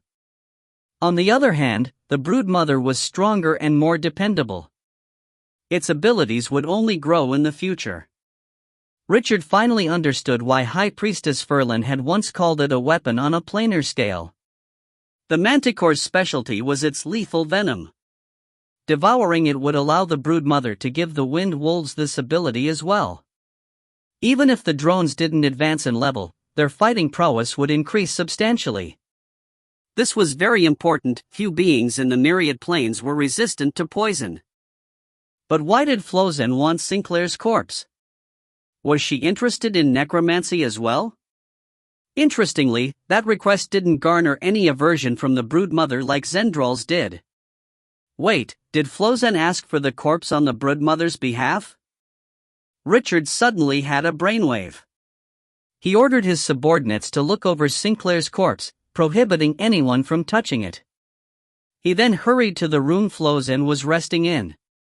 He only had one question for her: did you want Sinclair's corpse for the brood mother? Flozen propped herself up with some difficulty. How did you find out? A wild guess, Richard sighed. Will it be a great benefit? Anyone with great power will, yes, that. But that would mean she starts to eat people, Richard argued helplessly. What if she gets used to it? But she only follows your commands, Flozen explained patiently. She was saying that as long as Richard could control himself, the brood mother would be able to as well. Richard furrowed his brows. So you're saying she's eaten humans before? The brood mother's original request had made him feel somewhat uneasy. The possibility brought his mind to the bans he had set for her before. However, before he could even react to the possibility, Flozen came clean. I allowed her to do it. Powerful beings, regardless of species, greatly help the brood mother's advancement. If not for Sir Menta's corpse, she wouldn't have the strength boost for the raptor's stuff. Richard looked at this young lady he had intimate relations with, only feeling that there were more and more things he didn't know about her. However, the one thing he was certain of was what her intent was. She had stepped forward to make tough decisions for the sake of their party because she didn't want him to bear the bulk of the guilt. She would stand alone in the darkness, giving him the chance to be in the limelight. Richard pondered over things for a while before looking up, his eyes clear and determined. Do you enjoy such things? Flozen was rendered silent for a while, but she eventually shook her head. No, I don't. But someone has to do it. If you don't like doing it, then don't. Richard smiled weakly, tilting the girl's chin up and gently planting a kiss on her lips. Let me make these decisions in the future. Having said that, he turned to leave the room. Wait. No. You can't possibly do all that. I'm already used to making these decisions. Flozen panicked, leaping down from her bed in an attempt to hold onto him. However, she was so weak that her legs gave way the moment she got off. Richard turned back, managing to catch her before she fell to the floor. He then locked her in an embrace, looking solemnly into her eyes. Yes, Flozen, these things have to be done. And someone has to do it. In that case, I'd rather do them myself than have you suffer. I don't want your dainty hands sullied by such dark things, but... He then grasped her hands, gently pecking her on the cheeks before carrying her back to the bed. He covered her with the sheets, going back outside. Flozen watched on as Richard disappeared out the door. Her eyes were wide open, but her face showed no emotion. One could not tell whether she was happy or distressed. Richard quickly returned to the base of the castle. Sinclair's corpse was still in its original position. Gangder had brought 10 soldiers to guard the area as they awaited his return. This wasn't to defend against enemies, but the necromancer on their own side. Zendrol was very persistent towards the possibility of his first ever Black Knight. The more he observed Sinclair's corpse, the more he felt that he could turn it into a Black Knight of such strength that it had never been seen before. He even felt like he could turn Sinclair into a Black Warlord. The Warlord could advance in level if the God of Death blessed it, having an independent mind of its own. By this point, the Broodmother had already completely ingested the Manticore. She had entered a quiet rest, her head was turned in Sinclair's direction, but nobody knew whether she was paying attention to the corpse.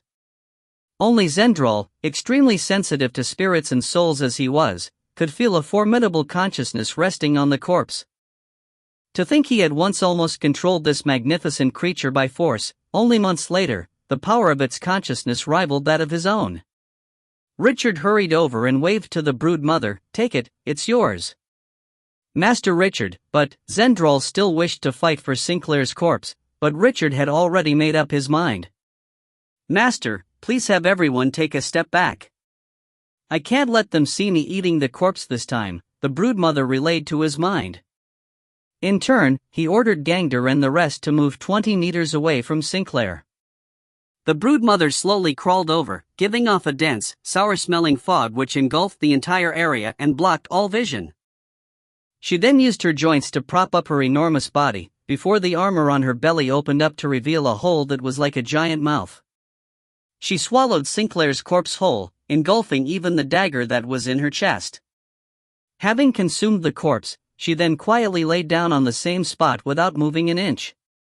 Richard felt numerous lights jumping around within his mindscape where she was, slowly converging to form parallel lines that entered her body. It would still take some time for the corpse to be completely digested. In the interim, Richard planned to help clean up the battlefield. However, at that exact juncture one of Baron Fontaine's knights suddenly came over, very anxious as he spoke to Richard. "Sir Richard, the Baron doesn't have much time left. He hopes for you to go over as soon as possible, he has some words for you.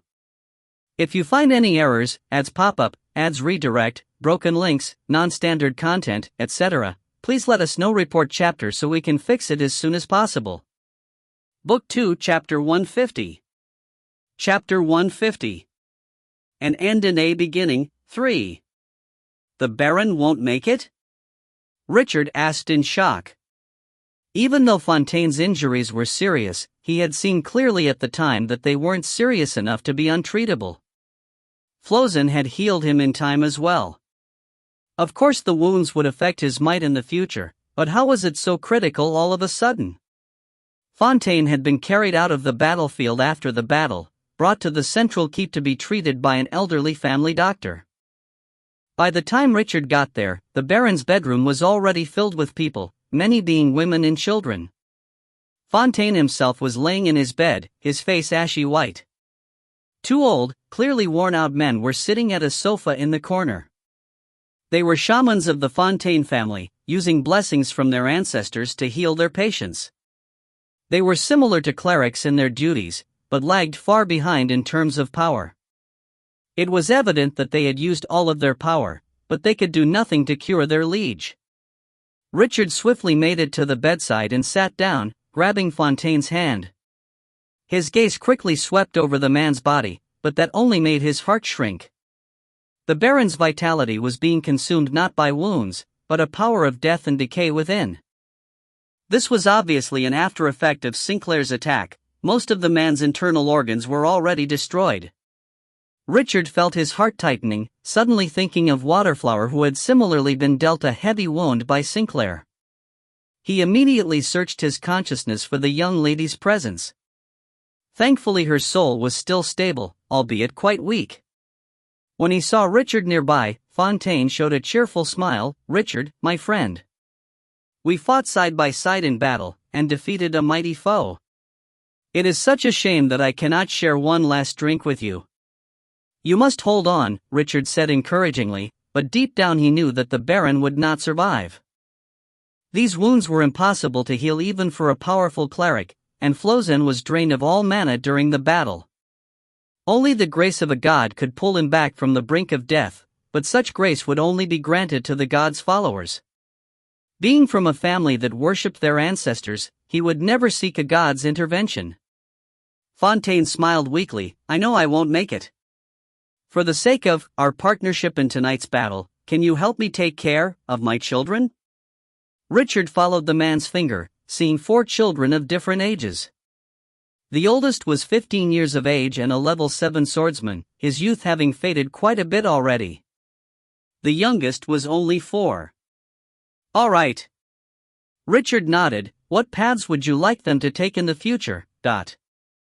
Fontaine struggled to prop himself up. The assistant by his side immediately took up pen and paper, knowing that this would be Baron Fontaine's last will and Richard would be witness and executor. The Baron's oldest son would take on his mantle, preserving the family's traditions. The 2 youngest would live their lives out in this territory as well. What came as a surprise was the request with respect to his second son. He asked for the 14-year-old to give up ancestral worship, following in Flosan's footsteps as a member of the clergy. Richard was astonished by the decision, gazing deep into Fontaine's eyes in an attempt to find some reasoning behind it. Unfortunately, the man would never get to explain himself. Baron Fontaine's eyes quickly dimmed, the room lapsing into silence. His wife and children did not cry, a request made known before his death. This was not the time for them to be weak. The Baron had died in the prime of his life, and the impact of this on his family was undoubtedly great. More than half of the family's elites and soldiers had died, while half the rest couldn't fight again. Even if they summoned their reserve troops and other platoons at the earliest, that was only about 200 or 300 people. Such a pathetic number of troops would be pathetic even under a normal night, and the strongest remaining warrior was only level 11. The haze in the room lingered for a long time, eventually getting up and walking in front of Fontaine's second son. "What is your name?" he asked. "Caesar, Sir Richard," the teenager replied shyly. "Now then, Caesar, are you willing to serve a true god? To become his loyal disciple, fulfilling every wish of his in the mortal realm?" Caesar looked left and right before finally bowing his head, not daring to look Richard in the eye. He spoke softly, "Those are the wishes of my great father, so I am willing." The moment these words left his lips, some fierce glares landed on Caesar. The son of a family that worshipped their ancestors producing a cleric was difficult for many people to accept, especially the 2 elderly shamans. Even though they had heard this from the Baron's own mouth, given their status in the family they could still reject such a wish. The Baron could refute that, but that was only if he was still alive. Richard raised his hand and waved it slightly, bathing Caesar in a magic glow that calmed his mind. It was a simple spell to calm the spirit, but it also reminded everyone present that Richard was a mage. He looked over the boy, speaking seriously, "Caesar, your father had incredible foresight. It is a pity that he could not keep you company for a longer time. Follow me, I'll bring you to your master. Her name is Flozin, someone destined to be a high priestess." Before he left the room, Richard looked at the Baron's wife before casting a glance at the young man who had just taken over as Baron. He eventually sighed, speaking to Fontaine's wife, "Baron Fontaine originally made a deal with me to provide food, weapons, and supplies for my lands. It was a sign of our friendship. I hope the deal can still be honored. As long as I remain here, I will be a steadfast partner of the Twilight Castle." The woman controlled her sadness, speaking in a clear tone, "We shall fulfill all of the Baron's wishes from when he was alive. Please rest assured, Sir Richard." Richard sighed without saying anything, grabbing Caesar by the hand and leaving the room. He himself was a teenager who was no older than 17, a mere 3 years older than the boy. However, the few months he had spent in Failure felt like years. Once he walked out of the main building, the dense stench of blood returned. Faint cries filled the air, the citizens of the castle coming out of hiding to look at the front of the city. Their greatest fear was recognizing a familiar face amongst the piles of corpses that were being cleared out from the battlefield. Richard walked around aimlessly, looking at the fresh life around him. It was now dawn, but the dense clouds still covered more than half the sky.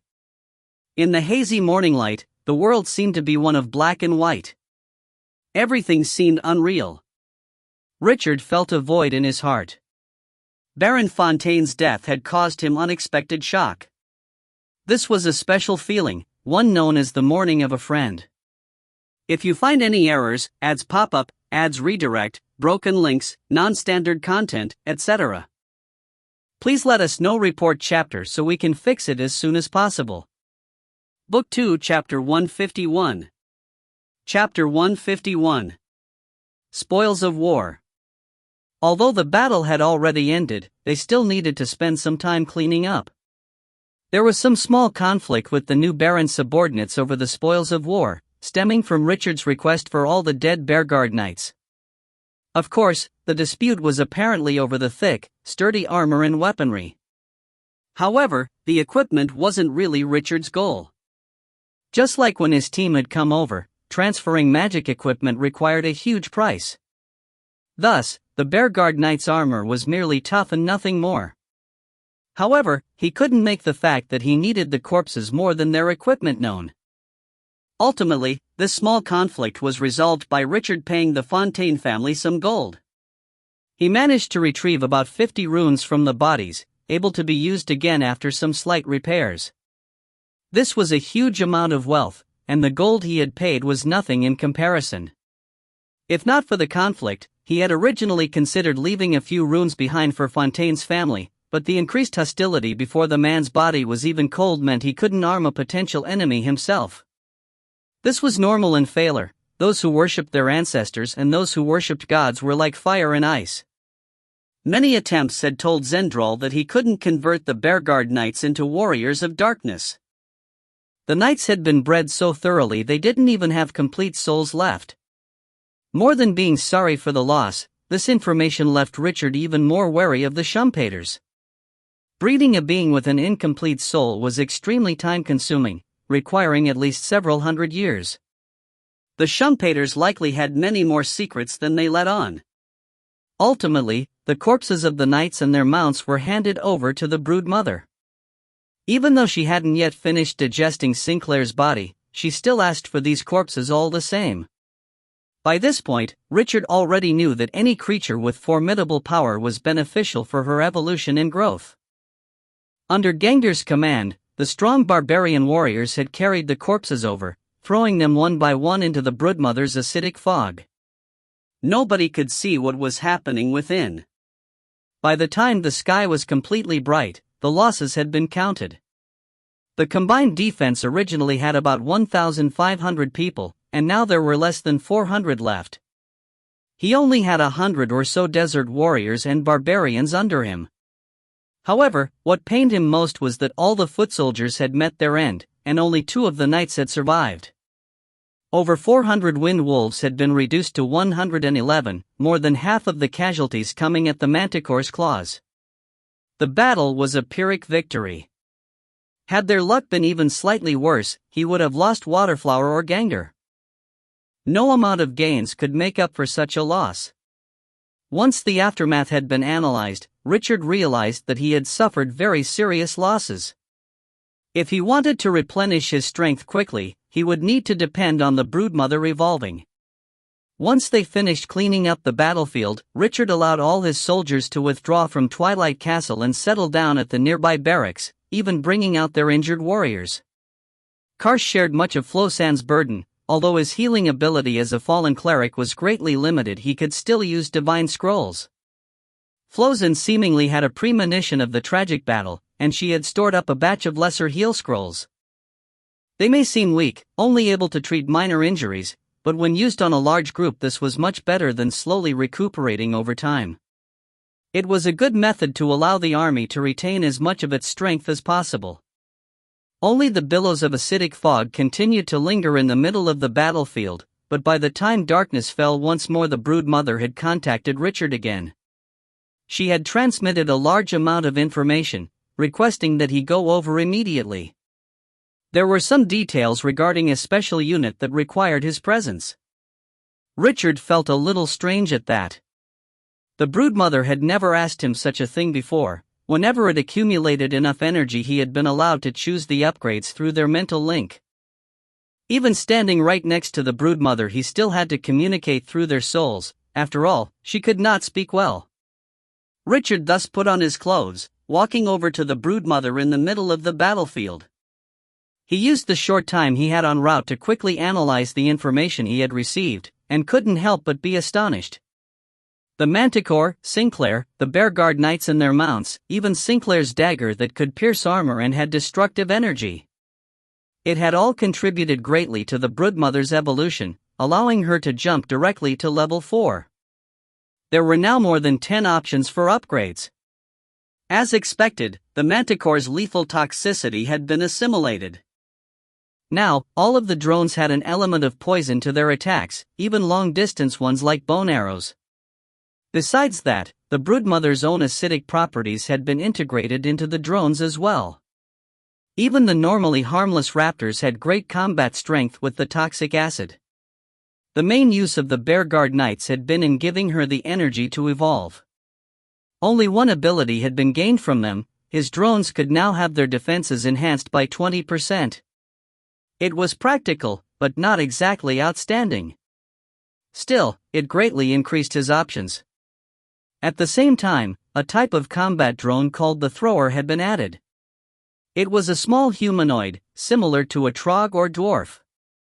They were short and nimble, suitable for complex terrain like mountains and forests. They used all types of throwing weapons, their primary ammo being bone-throwing axes that grew out of their backs. Although the range was less than 100 meters, these creatures had more powerful attacks than humans with crossbows, and their attacks could be coated with poison that increased their might several-fold. However, each thrower could only grow one axe every day, with a maximum 3 total on their bodies at the time. Once the axe was broken off, it would lose its toxicity in a matter of minutes.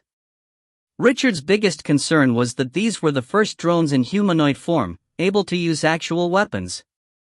Outside of their own bone axes, they could use all types of throwing axes, spears, and the like. Even rocks were no issue, but their power would be greatly reduced. Once the regiment of throwers reached a large enough scale, their power would be beyond imagination. Richard even thought of several plans on the battlefield that could combine them with long-range magic. The broodmother herself had gotten a few options as well.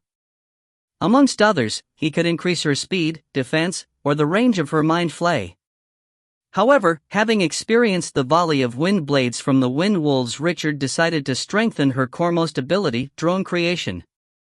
Of course, it was a must to select the ability to create one additional combat drone every day. Another ability caught Richard's eye as well, an increase of 20% to eating speed, range, and energy storage. The speed and storage were understandable, but he didn't understand what a 20% increase in eating range meant. However, the broodmother herself was unclear on what that was. This information had already been stored in the depths of her soul when she was still an egg, so she only gradually learned these things as she grew.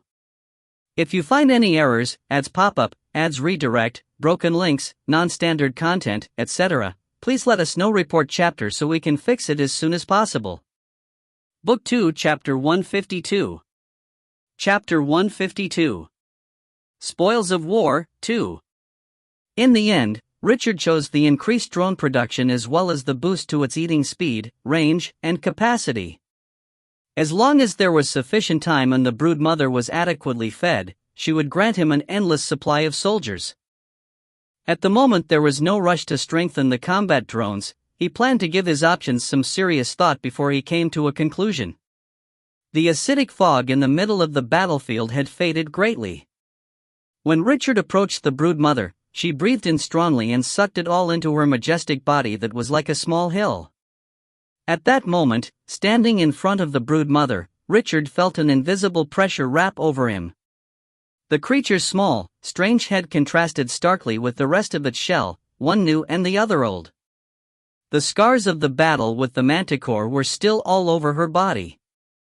Richard raised his head to meet her eyes, asking, "You were so eager to have me come here, what's the matter?" "But it concerns the construction of a special unit, Master," the broodmother replied. "A special unit?" "Yes.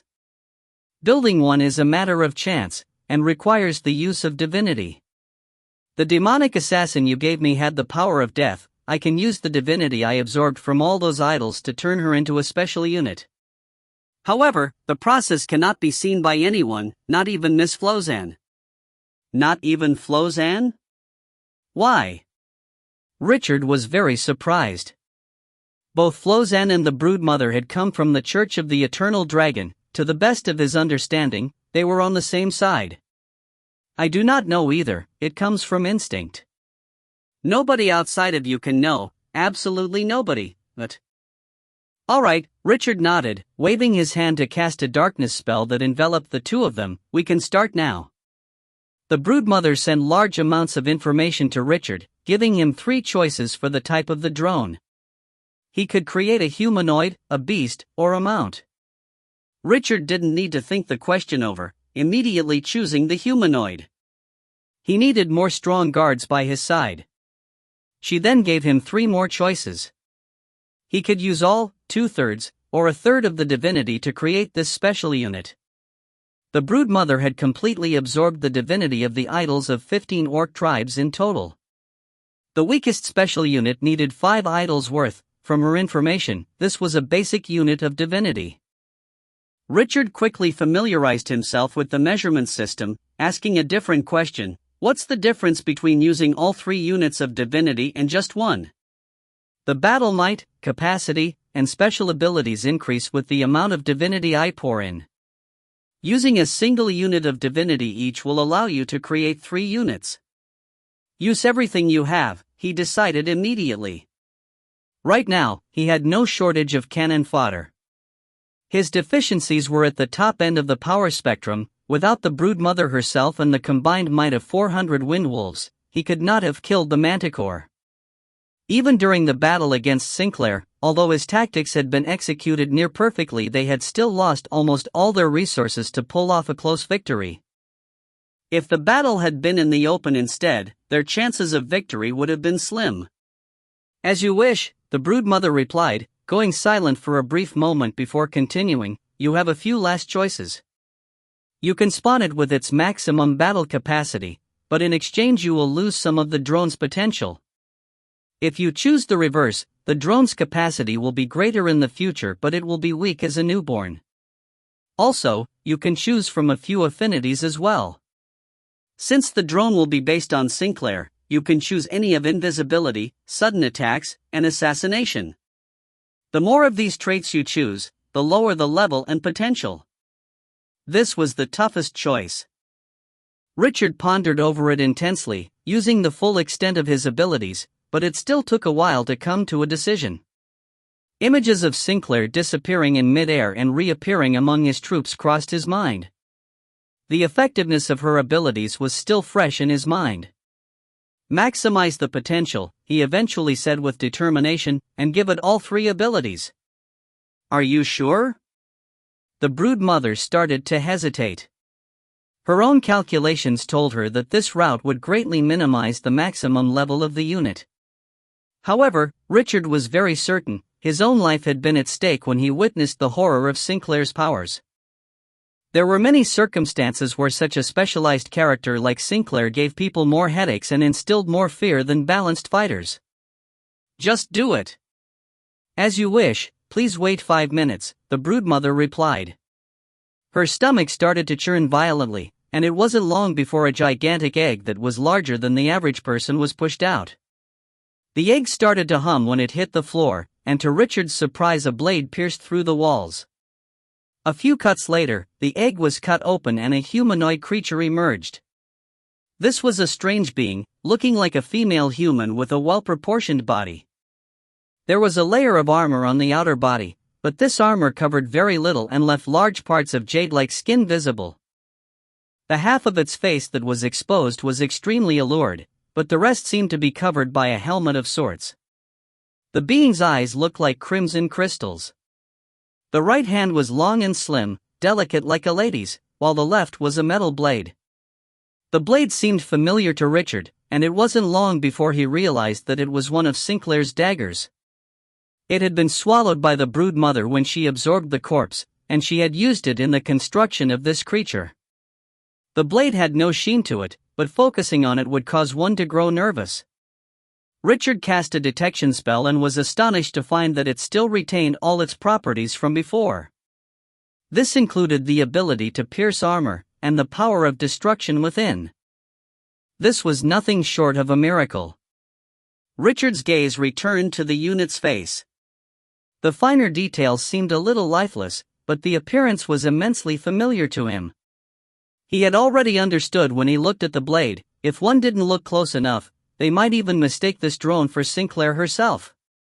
However, that similarity was only partial. Richard spent a long time looking at it before he realized the true root of the familiarity he felt.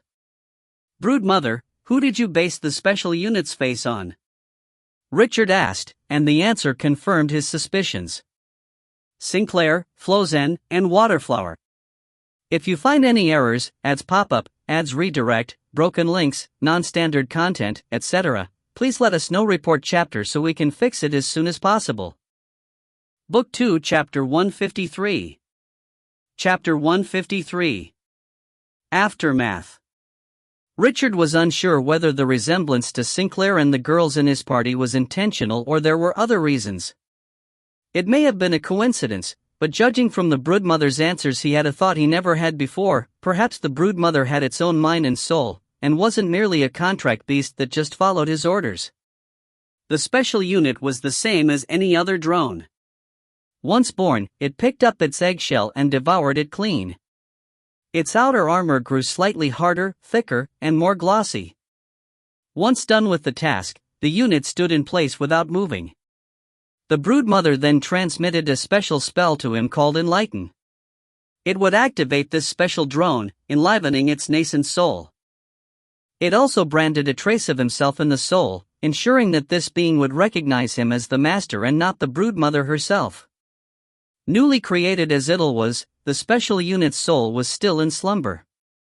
It was very weak and vulnerable, only at the level of its creator. Zendral and Flozen were both proficient at their classes, specializing in the spiritual. This made their wills stronger than the broodmother's own, allowing them to enslave this new being.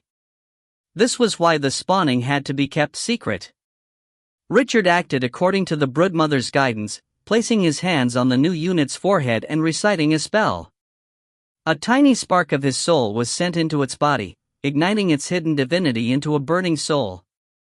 The being's entire body shook, its eyes rapidly gaining life. It first turned its gaze towards the broodmother. "Thank you, Creator." Just as Richard was shocked by the unit's ability to speak, it turned around and bowed like a noble towards him. "I shall obey your every command, Master."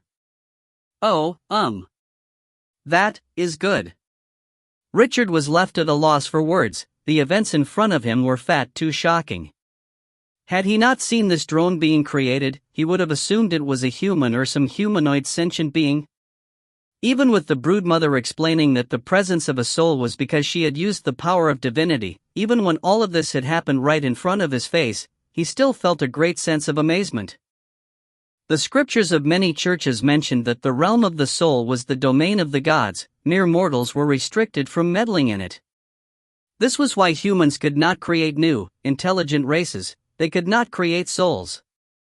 Only the gods could create sentient races, and even then it was the domain of the few gods that were very powerful. Richard calmed himself down, but he still felt uneasy as he spoke to the unit. "Wait a second, I need to think of a name for you. Your current clothes aren't adequate either. I need to get you some new ones to protect your body." "My name is Phaser," the special unit replied. "Phaser?" Richard was startled once again. He turned and asked the broodmother, "Did you name her?" "No, Master," the broodmother replied immediately. Phaser spoke up, this name was carved into my soul, arising when you awoke me. However, that is only what you can refer to me as. My real name is, at the same time, Phaser added, this name is carved as a symbol in my soul, it came out at the same time as my soul. I can only use it as my name. My true name is Phaser Percy.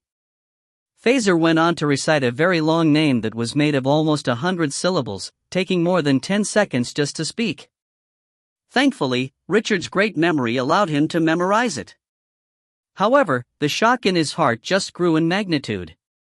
A true name at birth? Even in the deep abyss, that only held true with the more powerful demons. He didn't know whether this was a trick of his mind, but when Phaser looked him in the eye he felt like her gaze held complicated emotions behind them. Thinking about it, he felt creeped out. Richard returned to camp, fetching a hooded cape for Phaser. He also got her a masked scarf that was commonly used by assassins, allowing her to cover the visible portion of her face. Only then did he dare bring her into the castle. This wasn't because Phaser looked strange, but more because her face just looked too much like Sinclair's. His soldiers had just fought a bloody battle, and would have nightmares of the demonic young lady for a long time to come. Exposing them to Phaser's case would definitely not be a good idea. The common soldiers weren't the least bit interested in this new companion. It was common for nobles to have new ladies by their side, and what's more, this one was dressed like an assassin and spent most of her time in the shadows. Anyone who was smart knew better than to disturb her. Everyone contracted to Richard felt the presence of another soul belonging to the same owner, but with knowledge of Ola and his spike they didn't try to find out more. Richard himself couldn't think of a perfect backstory even after deep thought, so he merely passed it off, saying, "This is a contracted being." Flozen cast an indifferent glance at her, not asking further. After a bit of back and forth, Richard handed over all the magic crystals he had gathered to the brood mother as an energy source, increasing her ability to create drones threefold. However, every subsequent upgrade needed more and more energy, leaving him with less than 10 crystals. It was only enough for him to make some ordinary runes for Phaler. Once the upgrade was done, the brood mother could create 6 wind wolves or 3 throwers in a day. The throwers were even enhanced with poison, their bone axes able to kill even level 10 knights in a minute if they broke skin. Only strong warriors that were level 12 or above could use their powers to endure it for a while. Needless to say, the manticore's venom was not that gentle. The brood mother had diluted the power of the poison she granted to the throwers. Only someone at level 15 or above would be able to survive the actual poison. And this was merely the might of the replica. A single sting of the manticore itself could even kill a Phaler saint. Once everything was done, Richard allowed the brood mother to retreat back into the land of turmoil. That area could provide enough food for her, and operating in an area full of humans would be too conspicuous anyway. A majority of the wind wolves followed the brood mother back, only 40 left by Richard's side. He could only exercise perfect control of 30 units right now, so this was more than enough. When the new wind wolves that were enhanced with poison were created, these old ones would naturally be phased out. It was only the second day after the battle that the reinforcements started to arrive. The reinforcements had reached at the same time as the original party the Direwolf Duke had sent, led by Lord Moonbear, who was one of Beverly's 3 saints. Moonbear had rushed forth with 200 elite knights, managing to catch up with the messengers who had set off much earlier. If you find any errors, ads pop up, ads redirect, broken links, non-standard content, etc., please let us know. Report chapter so we can fix it as soon as possible. Book 2, Chapter 154. Chapter 154. Aftermath, 2. Lord Moonbear was about 40 years of age. The bristle-bearded was tall and bulky, covered from head to toe in silver heavy armor and with a two-handed axe by his side. Most of his troops were covered in chainmail, giving them a balance between mobility and defense. This elite army was definitely quite powerful. However, Richard could only sigh at the sight of the Moonbear Lord's reinforcements. If not for his own army being present last night, Twilight Castle would have been massacred by Sinclair. These reinforcements didn't have a single mage amongst their number, only 2 shamans. If they had to fight Sinclair outside Twilight Castle, even escaping required Lord Moonbear to assess the situation clearly at the start and begin the retreat immediately. However, that instant retreat would only be able to save their strongest and fastest men. Lord Moonbear and the Duke's messenger met with Richard at the camp, verifying the results of the last night's battle. The traces of the battlefield and piles of corpses caused the arrogant lord to show a dignified expression. He didn't avoid the filth and stench of the corpses, personally looking over the wounds on the corpses. His expression only grew more serious afterwards, any contempt and doubt fading from his gaze. Richard had kept a few of the Bearguard knights and mounts around, the intention being to shock and awe. Even though none of the bodies were intact, one could still see the strength they had when they were alive. The messenger from the Duke was an old titled knight. He was immaculately dressed, not a speck of dust anywhere on his person, and displayed great etiquette in style and conversation. One could only call him impeccable. He accompanied Richard on a walk through the barracks, looking through the entire place. The man was extremely talkative, informing Richard of the history and customs of Duke Beverly's lands as they walked, but not once mentioning anything about Richard's origins. He only vaguely spoke about the matter with the rune as well, asking that Richard finish handling the aftermath as soon as possible so he could meet the Duke immediately. Richard agreed. In a single day, the attitude of the Fontaine family had changed greatly. Intentionally or otherwise, they kept hurrying Richard to leave the lands as soon as possible. This was a sign that a power struggle was beginning. Baron Fontaine had died too young, and his successor was still a youth. His personal guard was almost completely wiped out during the battle, so the eldest son didn't have military power at hand. Although there were many witnesses to Baron Fontaine's last will, the decision to let Caesar follow Richard in serving a god made the entire will objectionable. Richard had read a lot about these kinds of struggles in his books. Any family with over a century's history had a myriad of complicated internal struggles. Although it was an undisputed fact that the title and castle belonged to the eldest son, there were a lot of benefits to be had elsewhere in the family lands. Added up, these benefits were worth no less than Twilight Castle itself. Richard couldn't stand the disputes in the Fontaine family, wanting to intervene, but Flozin had stopped him. This was not the time to interfere. He needed to wait until the meeting with the Duke to take note of the situation. The envoy stayed for another day before urging Richard to make a move. Lord Moonbear, on the other hand, stayed behind to assist the Fontaines who were currently drained. Lord Moonbear had asked to see Richard's giant creature sometime during his stay. Richard knew that the Lord was talking about the brood mother, but he definitely wouldn't show her to him. He thus evaded the issue by claiming it was a magic summon that required a large price and took a long time. Moonbear was skeptical, but he didn't probe too much. 2 days later, Richard finally arrived at Deep Cliff City. This was the largest city in the Dire Wolf Duke's lands, built on a hillside with his own majestic castle halfway up. The castle was enormous, larger even than the Archeron's ancestral Black Rose Castle. Deep Cliff City was extremely busy, the architecture rough but orderly. It seemed like the place had been planned properly when it was built, many of the taller buildings built with large stones. The city had a population of over 100,000, with a permanent garrison of around 3,000 knights with thousands more stationed in the surroundings. Counting the other armies spread throughout his lands as well as the soldiers he could conscript from his vassals, Beverly could gather a large army of 30,000 if needed. This already approached the scale of the royal army. The city walls were over 30 meters tall, making them seem greatly majestic from the distance. Richard stopped at the gate to look up, only finding them even more stunning up close. It took him a few minutes to snap out of it, only following the messenger in after a few minutes. The knight didn't urge him on this time, the man was proud of his city's majesty. Of course, Richard was looking at it from the perspective of a commander, analyzing everything he could see.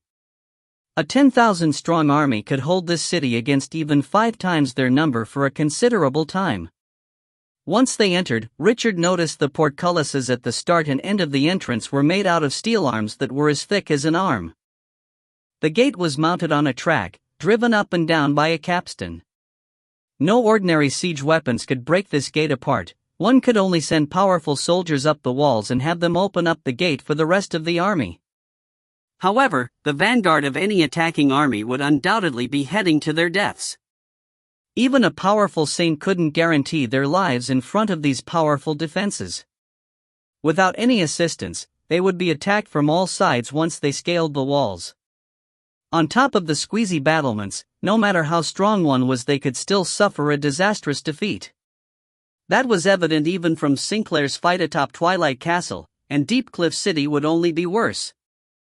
As one of the three dukes of the Sequoia Kingdom, the Direwolf Duke didn't lack strong subordinates. Moreover, his belligerent nature only ensured that those under him were stronger than the rest. Most of Richard's army remained in the barracks outside the city. He only brought along a dozen or so bodyguards as he entered the castle. The hustle and bustle of Deepcliff City attracted Richard's attention. There was a wide road from the gate to the southern plaza, enough for 3 chariots to pass through side by side. As his own group advanced, the hurried clops of horses rang out coming towards them. Dozens of cavalrymen sprinted towards the city gate, shouting loudly along the way to clear the streets of pedestrians and other vehicles. They were all covered in dark gray armor, with the crest of a direwolf on their chests. Hearing the shouts from the distance, the Duke's messenger had the team move to the side of the road. Dozens of horsemen swept past them towards the city gate, gone like the wind in but a few moments. Not all the pedestrians and carriages along the way had cleared the path. The road at the city's entrance was very crowded and with people of different speeds, but none of these riders had trampled over any of the slow ones. It was a fine display of ability. Richard looked over at the leaving troop from atop his horse, his eyes narrowing undetectably. Every one of these riders was level 8 at minimum. Their control over their horses was one thing, but each one emitted a cold, murderous aura. These weren't rookies without experience. He opened the window of a carriage wide to give Flozin a look, and the two exchanged a silent glance. There were no words or movements before he closed the window once more. If you find any errors, ads pop up, ads redirect, broken links, non-standard content, etc., please let us know. Report chapter so we can fix it as soon as possible. Book 2, Chapter 155. Chapter 155. Bargaining Chip. Richard had done his research on Bevry before the meeting, so he knew instantly that the riders who had just passed them were from the Knights of the Direwolf. However, the Knights of the Direwolf were more than 1,000 strong. If the weakest of them were level 8, this was a terrifying force that was more than a match for his own army. With superior equipment, comprehensive training, and a capable general in charge, a group of elites could easily wipe out an entire army on the battlefield even if their opponents were of similar level to them. The mere group of 10 knights that had passed caused Richard to feel more pressure than 100 horse bandits. Looking at each other, both he and Flozin had a common line of thought. Only after looking at the majesty of Deepcliff City could they figure out the might they needed to conquer Phalar. In fact, the two of them had already made some analyses. If they wanted to conquer the entire plain, they would need the full strength of one of the 3 human empires from Norland. After all, Phalar was only a few levels below Norland and there was minimal difference in area. This plain was like a humongous mountain of cheese, but his own might here was less than an ant's. Careless greed would cause him to suffer, maybe even die under this mountain's pressure.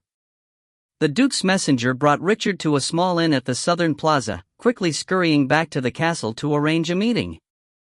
The old knight repeatedly warned Richard to stay in the city before he left, awaiting news of the appointment. Duke Bevry would likely fix an appointment with him the very next day. When night fell, Richard entered Flosan's room to find her healing waterflower. The young lady had sustained life-threatening injuries in the battle with Sinclair, only saved because of the cleric's best efforts. Even though the injuries seemed to be healed on the surface, Waterflower's internals were still damaged. She needed Flozin to regularly cast rejuvenation on her to speed up the recovery. Once the spell was cast, traces of weariness appeared on Flosan's face. She sent Waterflower out and sat by the desk, opening a mana recovery potion and slowly drinking it. Such potions aided clerics as well, although they were less effective than they were for mages. Without a shrine to the eternal dragon being present on Phalar, Flozin was left with no choice but to waste her potions. Richard sat beside her, inspecting her face carefully as he examined her aura. His face suddenly warped. Was your mana pool damaged? Flozin grunted in agreement, speaking indifferently. It's alright, this is the price I had to pay to force my level up. It's a good thing that the damage isn't too great. I didn't lose a level, this is the best I could have hoped for. Richard sighed, but he did not know how to console her. If she hadn't forcibly used the lens of time to slow Sinclair down, all of them would have perished at the hands of that demonic lady. However, the consequences of that decision were beginning to reveal themselves. Even though her mana pool would continue to increase as she leveled, what was lost would not come back. Flozin smiled at Richard's concern, holding his hand in hers as she spoke gently. This is the price I had to pay. The decision was already made, so there is no need to dwell on it. I know why you are here. You want to discuss how we hook the Duke when we meet him tomorrow, no? Richard nodded with a frown, looking at Deep Cliff City and the Knights of the Direwolf. I'm afraid our old ideas won't work. The Duke became a saint long ago, and he has political power as well. Individual power might not be as important to him as we expected. He needs a number of powerful elites serving him. He himself won't have many chances to show his prowess. Neither runes nor magic equipment increase one's intrinsic power, so a watered-down rune isn't of much importance to him. If someone like the Church of Valor is prepared to offer him a divine or even half-divine weapon like the Axe of Valor, then it would be much more useful than any rune I can make. Unless, of course, I'm willing to tailor-craft a rune set for him. If you really want to do so, don't expect him to go easy on you, Flozin said with a faint laugh. Richard sighed helplessly. Yes, I think so too. However, Bevry knows that there are some problems with our background. The gods of this plane are very generous when it comes to destroying invaders of other planes. Flozin smiled sweetly and said, any god in any plane is the same. In fact, the gods of Phalar are actually quite slow to react. This plane has probably seen large armies from primary planes before it. Whatever it is, I'm worried the Duke will give us to the Church's gifts. That is not impossible. Flozin held her head in hand, falling into thought for a while before she spoke up once more. It seems like we need to find something more attractive than a boost to his strength. Something more important than strength. Richard muttered. His eyes suddenly lit up. That's it. The most important thing to a powerhouse is their lifespan. Isn't the very reason the eternal dragon is revered over the other gods that he is the only one that can grace someone with time? Flozin saw Richard's intentions, and her own eyes started sparkling as well. She spoke quickly. Yes. How could I have forgotten this? I have the Book of Time. Even though I can't make a sacrifice through it to give anyone an extended lifespan, I can still fool Bevry into thinking I can prolong his life. This might actually work. Richard suddenly remembered that there was another deity of time in this plane. Oh right, what about Rune? Doesn't he control the same domain as the eternal dragon? Flozin laughed mildly. Rune wouldn't even be a greater deity on a primary plane. How could he call himself the god of time? I paid attention to him and his teachings. His powers can only warp the speed of time. It's a mere distortion, and the warp time eventually returns to normal.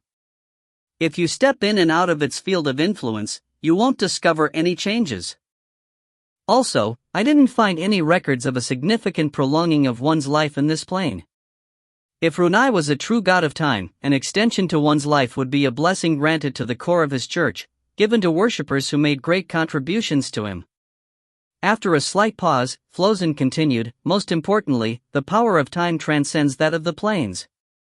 And deities who control time are beyond their very planes. So there can't be a god of time that is restricted to this plane. This was information Richard was not aware of. It was also one of the true mysteries in the myriad planes. Flozin gazed into Richard's face, a faint golden glow in the depths of her eyes. Besides, your life force still contains the divine grace of the eternal dragon. That should be proof enough that the eternal dragon's will is above that of this plane's gods. This rune is not something we need to worry about. Richard shook his head, not necessarily. If rune finds out about you, he will be the one god that wants to kill us the most. He will enter a frenzy that knows no bounds. If you find any errors, ads pop up, ads redirect, broken links, non-standard content, etc., please let us know. Report chapter so we can fix it as soon as possible. Book 2, Chapter 156. Chapter 156. Bargaining Chip, 2. When Flozen heard Richard's words, her expression grew heavy. If the Church of the Eternal Dragon really did begin to spread through Phalar, Rune would be the one deity that was hurt the most. The very foundation of his faith would be destroyed. The Eternal Dragon did not need faith, but someone like Rune was born of belief. If the foundations of his faith were shaken, he would drop to becoming a lesser god, perhaps even falling entirely. Richard thought it over a moment, but the dark cloud hanging over his mind seemed to part slowly. Alright, let's not worry about that for now. Bevry's family worships his ancestors, and he's diametrically opposed to the churches. If we give him hope of an extended life, he'll definitely keep things secret and prevent the followers of Rune from destroying us. Besides, the churches are incredibly weak in the Sequoia Kingdom anyway. Our first goal should be to have the Duke believe we can extend his lifespan. Flozen nodded before shooing Richard out of the room, flipping the Book of Time open as she started to ponder their problem. As someone grew in power, their lifespan would only increase. Most people had a relatively long lifespan past level 18, up to 150 years or so. When they reached the legendary realm, this lifespan would extend once more depending on their class and power. Legendary powerhouses lasted a minimum of 200 to 300 years, the oldest getting to over 1,000 years of age. A longer life was the goal of almost every powerhouse. This was also the reason for the Eternal Dragon being revered more than any other god.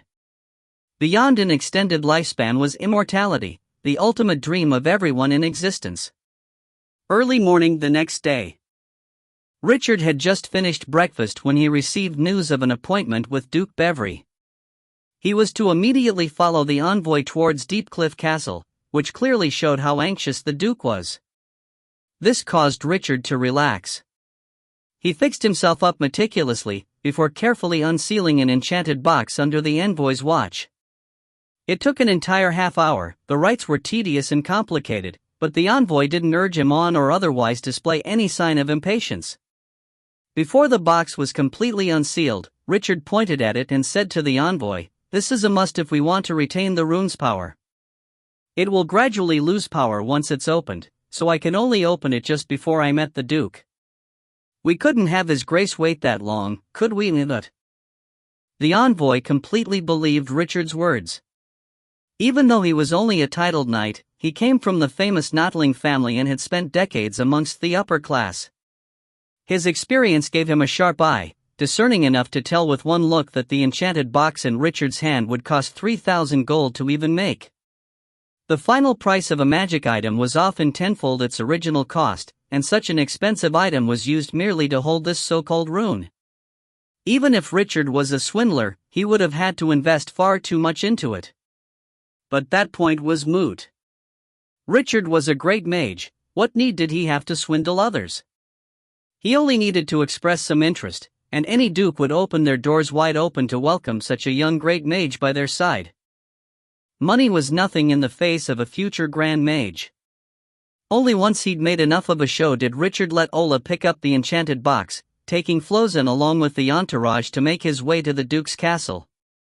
It was in Bevry's favorite lobby that Richard finally met this man who could be considered one of the true powers of Phalar, the Direwolf Duke.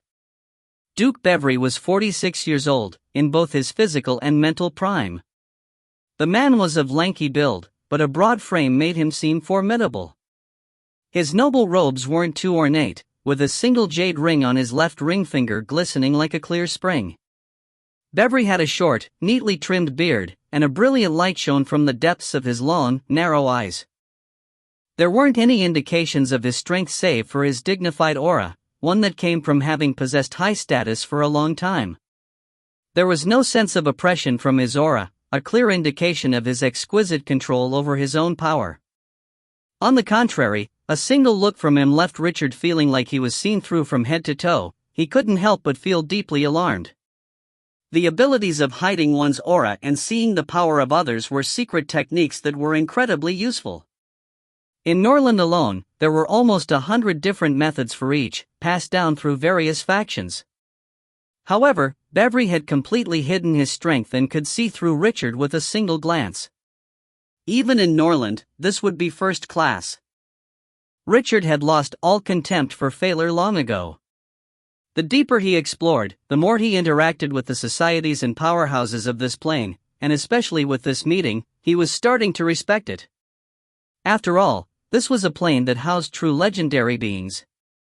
If not for his runecrafting, he himself would only be a dazzling genius here. The word genius only indicated that one had a higher chance of becoming a true powerhouse than the rest.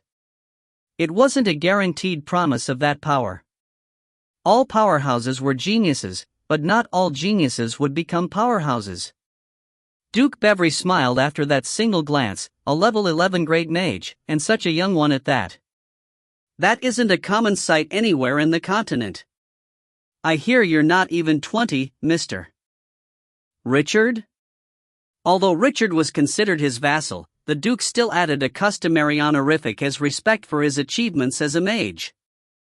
I turned 20 only a few days ago, Richard answered.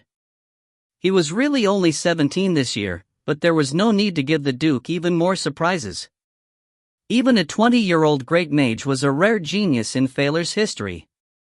That is still very rare. The Duke settled down on the main sofa, gesturing for Richard to have a seat as well. He then instructed the maids to serve some black tea. Once the tea was served, the Duke waved the maids and servants away. That left himself, Richard, Flozen, Ola, and the fallen cleric Karsh remaining in the lobby. Richard noted that the Duke didn't have a single trusted aide by his side. Although Karsh was himself from a prominent family in the Iron Triangle Empire, being so close to the dire Wolf Duke left him nervous. However, he could not be blamed for that. Power and noble status were closely intertwined on this plane. Dukes of the Sequoia Kingdom and the Iron Triangle Empire were quite close in terms of power, meaning Bevry would be an important character even in his homeland. This was a far cry from his own status. Richard took the enchanted box from Ola's hands, placing it on the tea table as he said, "This is the rune I crafted for you, Your Grace." The Duke lifted the lid, only glancing within before he set the box aside. He smiled warmly at Richard, very rare and valuable indeed. However, it still cannot compare to a divine weapon. Now, how are you going to convince me not to hand you over to a church? Ceres and Nyan have always been generous deities. Although his tone was as casual as in a conversation about great weather, the content within his words was extremely aggressive. If you find any errors, ads pop up, ads redirect, broken links, non-standard content, etc., please let us know. Report chapter so we can fix it as soon as possible. Book 2 Chapter 157. Chapter 157. Gods and Plains. The rune went dead in an instant. The only sound to be heard was the breathing of Ola and Karsh, something that seemed especially heavy and fast. Richard leaned into his sofa, staying relaxed. If they could give you what you wanted, I wouldn't be sitting here, but... Duke Bevry chuckled, "You have courage, but too much of that is just foolishness. If even Ceres and Nyan can't give me what I want, how could you? If all you have are runes, we have nothing to talk about. A boost to my power is very attractive, but it isn't enough." The Duke remained gentle and approachable, but his smile started to grow sharper. Richard remained unruffled under the pressure. "Of course it's impossible on my own, but I have my family behind me, a true legendary powerhouse, an entire plane, and a true god who transcends planes themselves. That's the very reason I can sit in front of you right now." "A god?" The Duke broke into laughter, gently stroking the ring on his finger. "You know my family worships our ancestors, completely incompatible with the gods. If you could somehow change my beliefs, why would I have waited so long? You brats are from a different plane. I could have handed you over to a church long ago." The atmosphere grew a little stale once more. Marvin, who had been pulling the strings in the Sequoia Kingdom, certainly wouldn't admit that his lord was an intruder. However, with Baron Forza's lands being so close, Richard's abnormal movements couldn't be hidden from Beverly's sight. Despite all that, this was the first time the man had clearly mentioned a different plane. Richard continued to stay calm, as if he was engaged in a rigorous academic debate. The faith of descendants allows an ancestor to absorb their offerings. The ultimate goal is still to allow your ancestors' souls to become demigods, giving your family the option to borrow the power of your bloodline for a breakthrough when needed. This is only incompatible with the Pantheon because it splits up faith, something they need as well. The Duke grew interested. You know all this, but you still dare mention a god. Are you saying your god does not need my faith? Indeed. Richard replied. The direwolf Duke was a little surprised, but he didn't question this reply, which seemingly violated the rules of the plane. He instead nodded, showing greater interest as he glanced at Flozen. So that girl is a cleric? Level 10 at such a young age, the god really has to be powerful.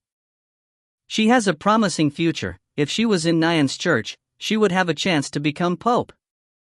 Richard, it seems like the plane you come from is indeed remarkable.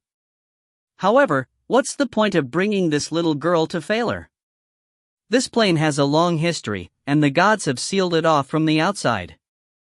The heretic gods. Forgive my discourtesy. No foreign god can extend their might here. When the power stored in this little girl is used up, she'll become useless. Her only use here is to show me the power of your god. Your words are only half correct, Your Grace. Flozen is indeed here to show you the power of the great dragon of eternity and light, but even in Phalar she can restore her mana and advance as normal. Oh. She can restore powers. Wait. The direwolf Duke's expression suddenly changed. As the leader of a family of ancestor worshippers whose history was longer even than some powerful royal families, he understood very clearly what it meant for Flozen to be able to restore her mana. It meant that the god she served was so powerful he could break through the seal on Phalar. This god was formidable. Either he was strong enough to suppress the gods of Phalar, or the laws he controlled were beyond Phalar itself. No matter what that was, it wasn't good for any life on Phalar. Richard's arrival implied that this great god had turned his attention to them. Beverly had almost stood up in his momentary surprise, but his rear had only just left the sofa before he sat down once more. The shock on his face slowly faded away. His gaze grew extremely sharp, and he scanned over Flozen and Richard repeatedly. However, Flozen was a titled cleric while Richard had a legendary master. In the deep blue, someone of Beverly's level wasn't even worth fighting. The Duke's intent gaze and the pressure he subconsciously gave off didn't cause them to grow timid in the slightest. Forgive my discourtesy, but how can you prove what you've said? Truthfully, this was quite easy to prove. As long as Flozen performed a few powerful spells and dried up her mana, she could wait a few days and show that her mana pool had been restored. However, this matter was far too important. Duke Beverly would not have the necessary patience for that. Thankfully, that was well within Richard's expectations. Richard turned back to Kars. Kars, go to the Duke and let him have a good look. You can cast a few spells while you're at it. Kars responded and got up, walking to the center of the lobby before he cast a healing spell on the Duke. Beverly grew a little doubtful. Healing spells were basics that every cleric possessed, but despite Kars' low level the result was confusing. The spell was only half as effective as the Duke had expected. However, another close look at Kars left the man shocked. He had just realized that Kars was a fallen cleric. Having observed Richard for so long, the Duke had to admit that it had grown hard to differentiate him and the other intruders from the residents of the plane. It would be normal to assimilate some of the locals over such a long time, but the appearance of a fallen cleric was something else entirely. A fallen cleric could only be formed by the power of a god. Kars was level 7, but Flozen was only level 10. Even if she had emptied her entire mana pool into him, it would have been impossible for the now fallen cleric to reach his current state. His presence alone was enough to prove conclusively that this god's power could extend into Phalar. Soon after, Karst took out a pot of a flowering plant called the Queen of the Night. This was a common plant on Phalar, the specialty being that the flower bloomed for less than a minute before withering. There was only a bud on the plant right now, but Richard took out a bottle of magical solution and poured it over, causing the flower to slowly blossom. This kind of magic solution that could promote plant growth was quite common even on Phalar. By the time Richard began pouring the solution, Karst was almost done with his chant. The spell was long and tedious, taking half a minute to finish. When the Queen of the Night just bloomed, his spell fell on the sparkling white flower. Even as everybody held their breaths, the plant stayed blossomed for 3 whole minutes before withering. The Duke suddenly stood up. The power that had fallen on the plant was not something that promoted growth, nor was it a mere stimulus. It was the power of time. This was a power of time that was completely different from that of the god of time, Rune. It was boundless, although incomparably weak. The Duke perceived that it surpassed Phalar itself. Even with his best efforts, Bevry could only touch a small drop in that ocean of power. The vast majesty of it all rendered him speechless. If you find any errors, ads pop up, ads redirect, broken links, non-standard content, etc., please let us know. Report chapter so we can fix it as soon as possible. Book 2, Chapter 158. Chapter 158. Gods and Plains, 2. The Duke subconsciously stretched his arm out, wanting to take the Queen of the Night and inspect it closely. However, he froze mid-action for a moment before slowly retracting his arm. He knew he had forgotten himself. The eyes were worth nothing when gauging the power of the divine. Everything could be an illusion, the only reliable thing was his perception. Bevry did not think any of these children could cheat him, not even that level 11 mage. It was only then that he remembered what Richard had said just before, speaking extremely seriously. "You said this god is called the Dragon of Eternity and Light?" The slight tremble in the man's voice went unnoticed. If nothing else, the Eternal Dragon's full title was simply too shocking. Some careful consideration would lead one to an unbelievable conclusion. There was a limit to every life. Even legendary powerhouses died one day, and the gods themselves were not immune to death. They lit their god fires and grew, attempting to grow in power and rank, building larger divine kingdoms. But then they declined, falling as they got replaced by new gods. Some gods lasted to the end of their planes, but even planes were eventually destroyed. Sometimes this destruction was so fast every creature upon it felt the moment, while other times it was so slow that it felt like an eternity. When the plane perished, the gods would follow it to their end. A god's title wasn't carelessly given. Most times their domain was decided when they ignited their godfire. Once their transcendence was complete, they would know their title and inform their followers of it. The only reason Rune could claim to be the god of time was that no other deity on Phalar had a similar domain. Bevry had met the priests of Rune before, and he understood the scope of his power. This feeling from the Dragon of Eternity and Light completely changed his mind on her greatness, making him think his reputation was exaggerated. Rune's powers could distort the flow of time, but it was only temporary. Once the effects ended, the affected region would return to normal.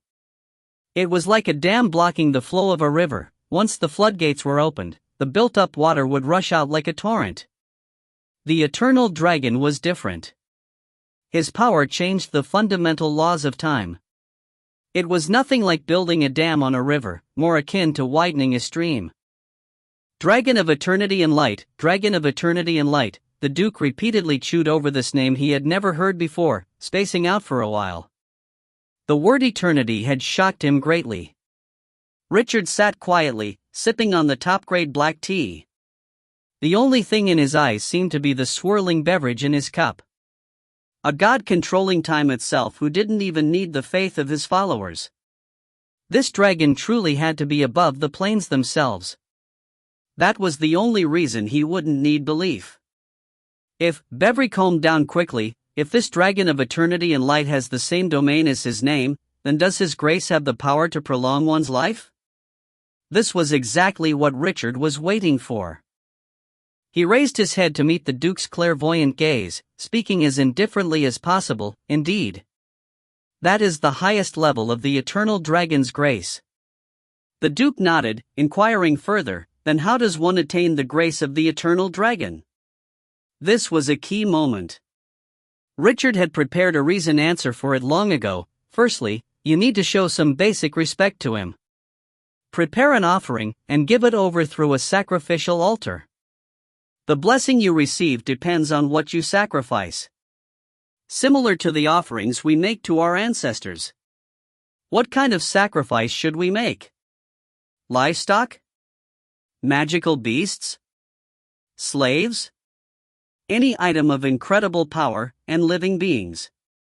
Anything unique is likely to pique the dragon's interest. Richard had used the term living after careful deliberation, but it didn't paint the whole picture. He believed the sacrifice of someone like Rune would grant 1,000 of years of life.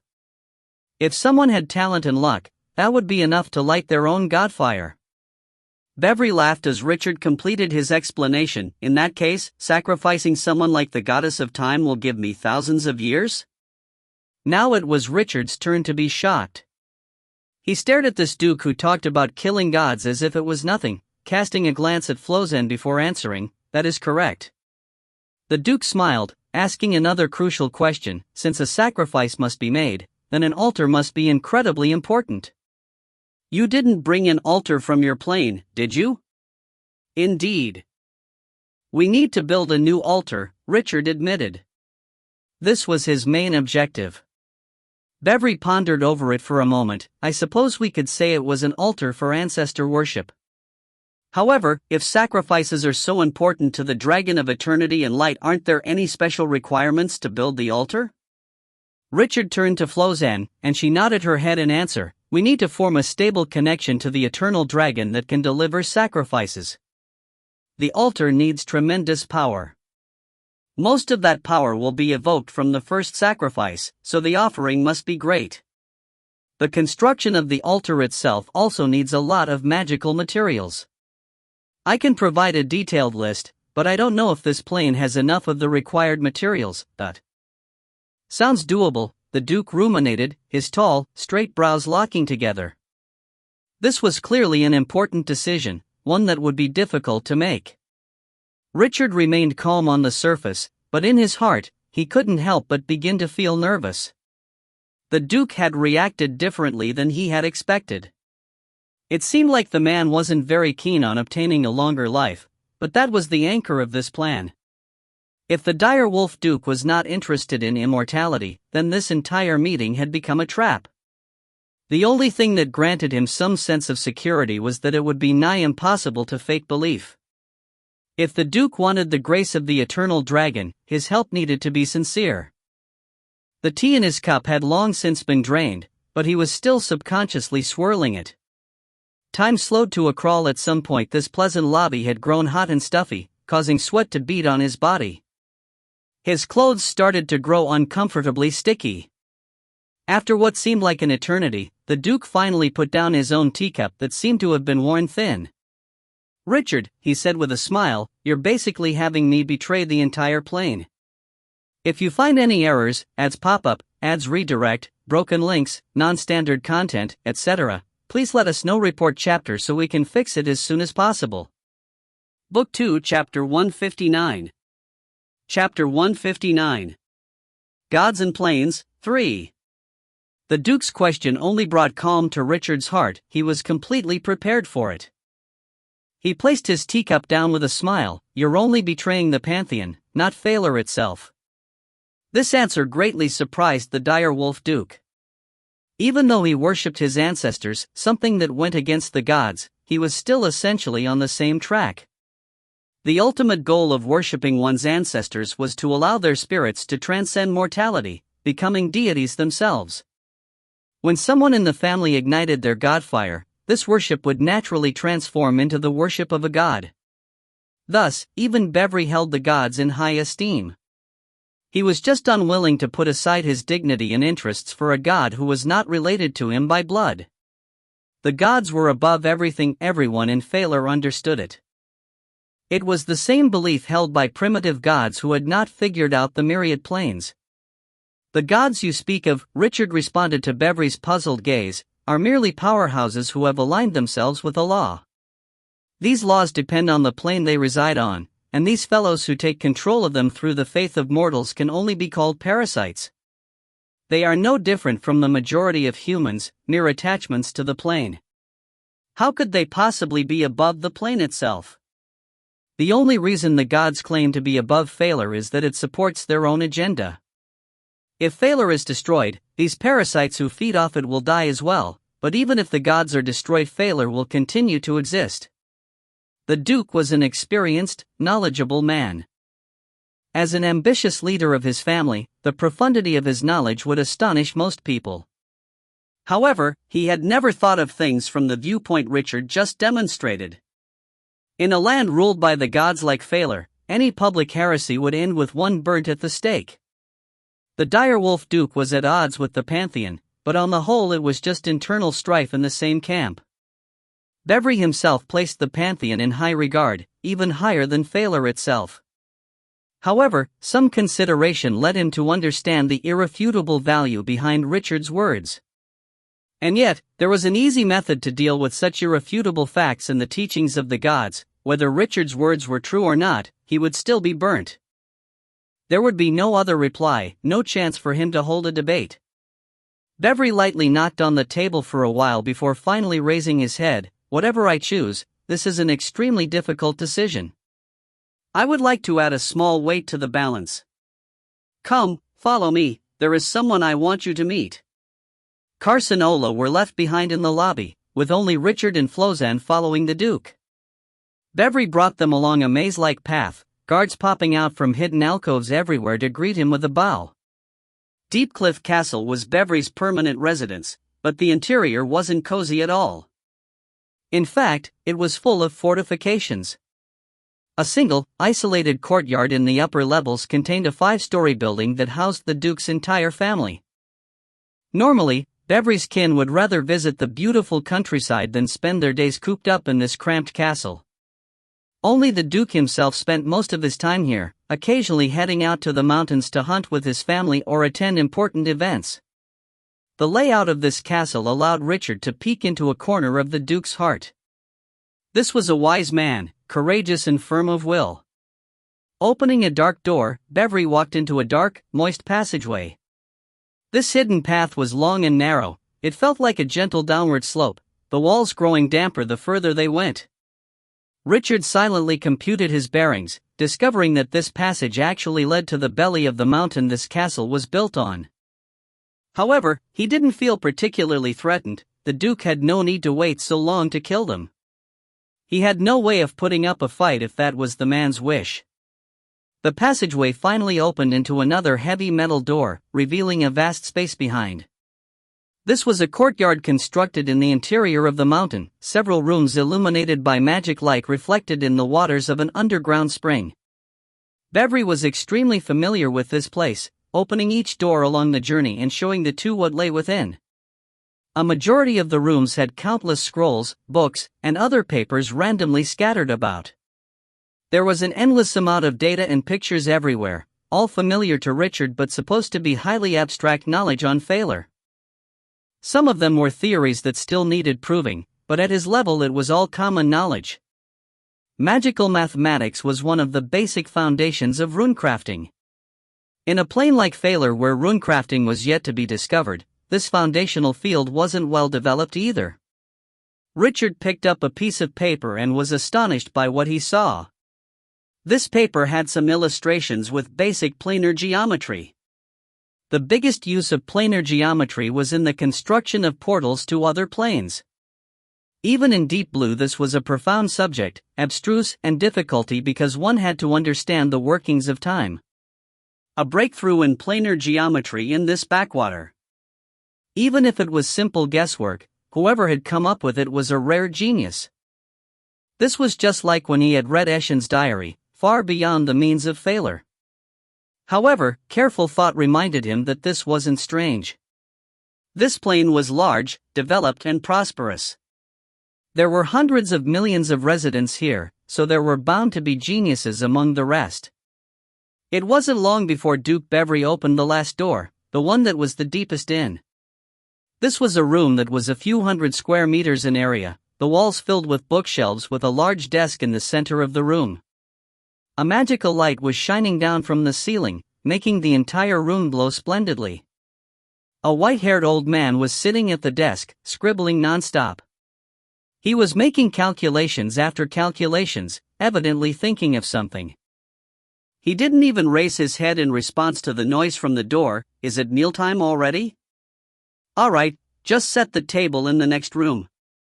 Perrin, I wanted to introduce you to two new friends. The Duke's voice was expectedly calm and friendly, showing true sincerity.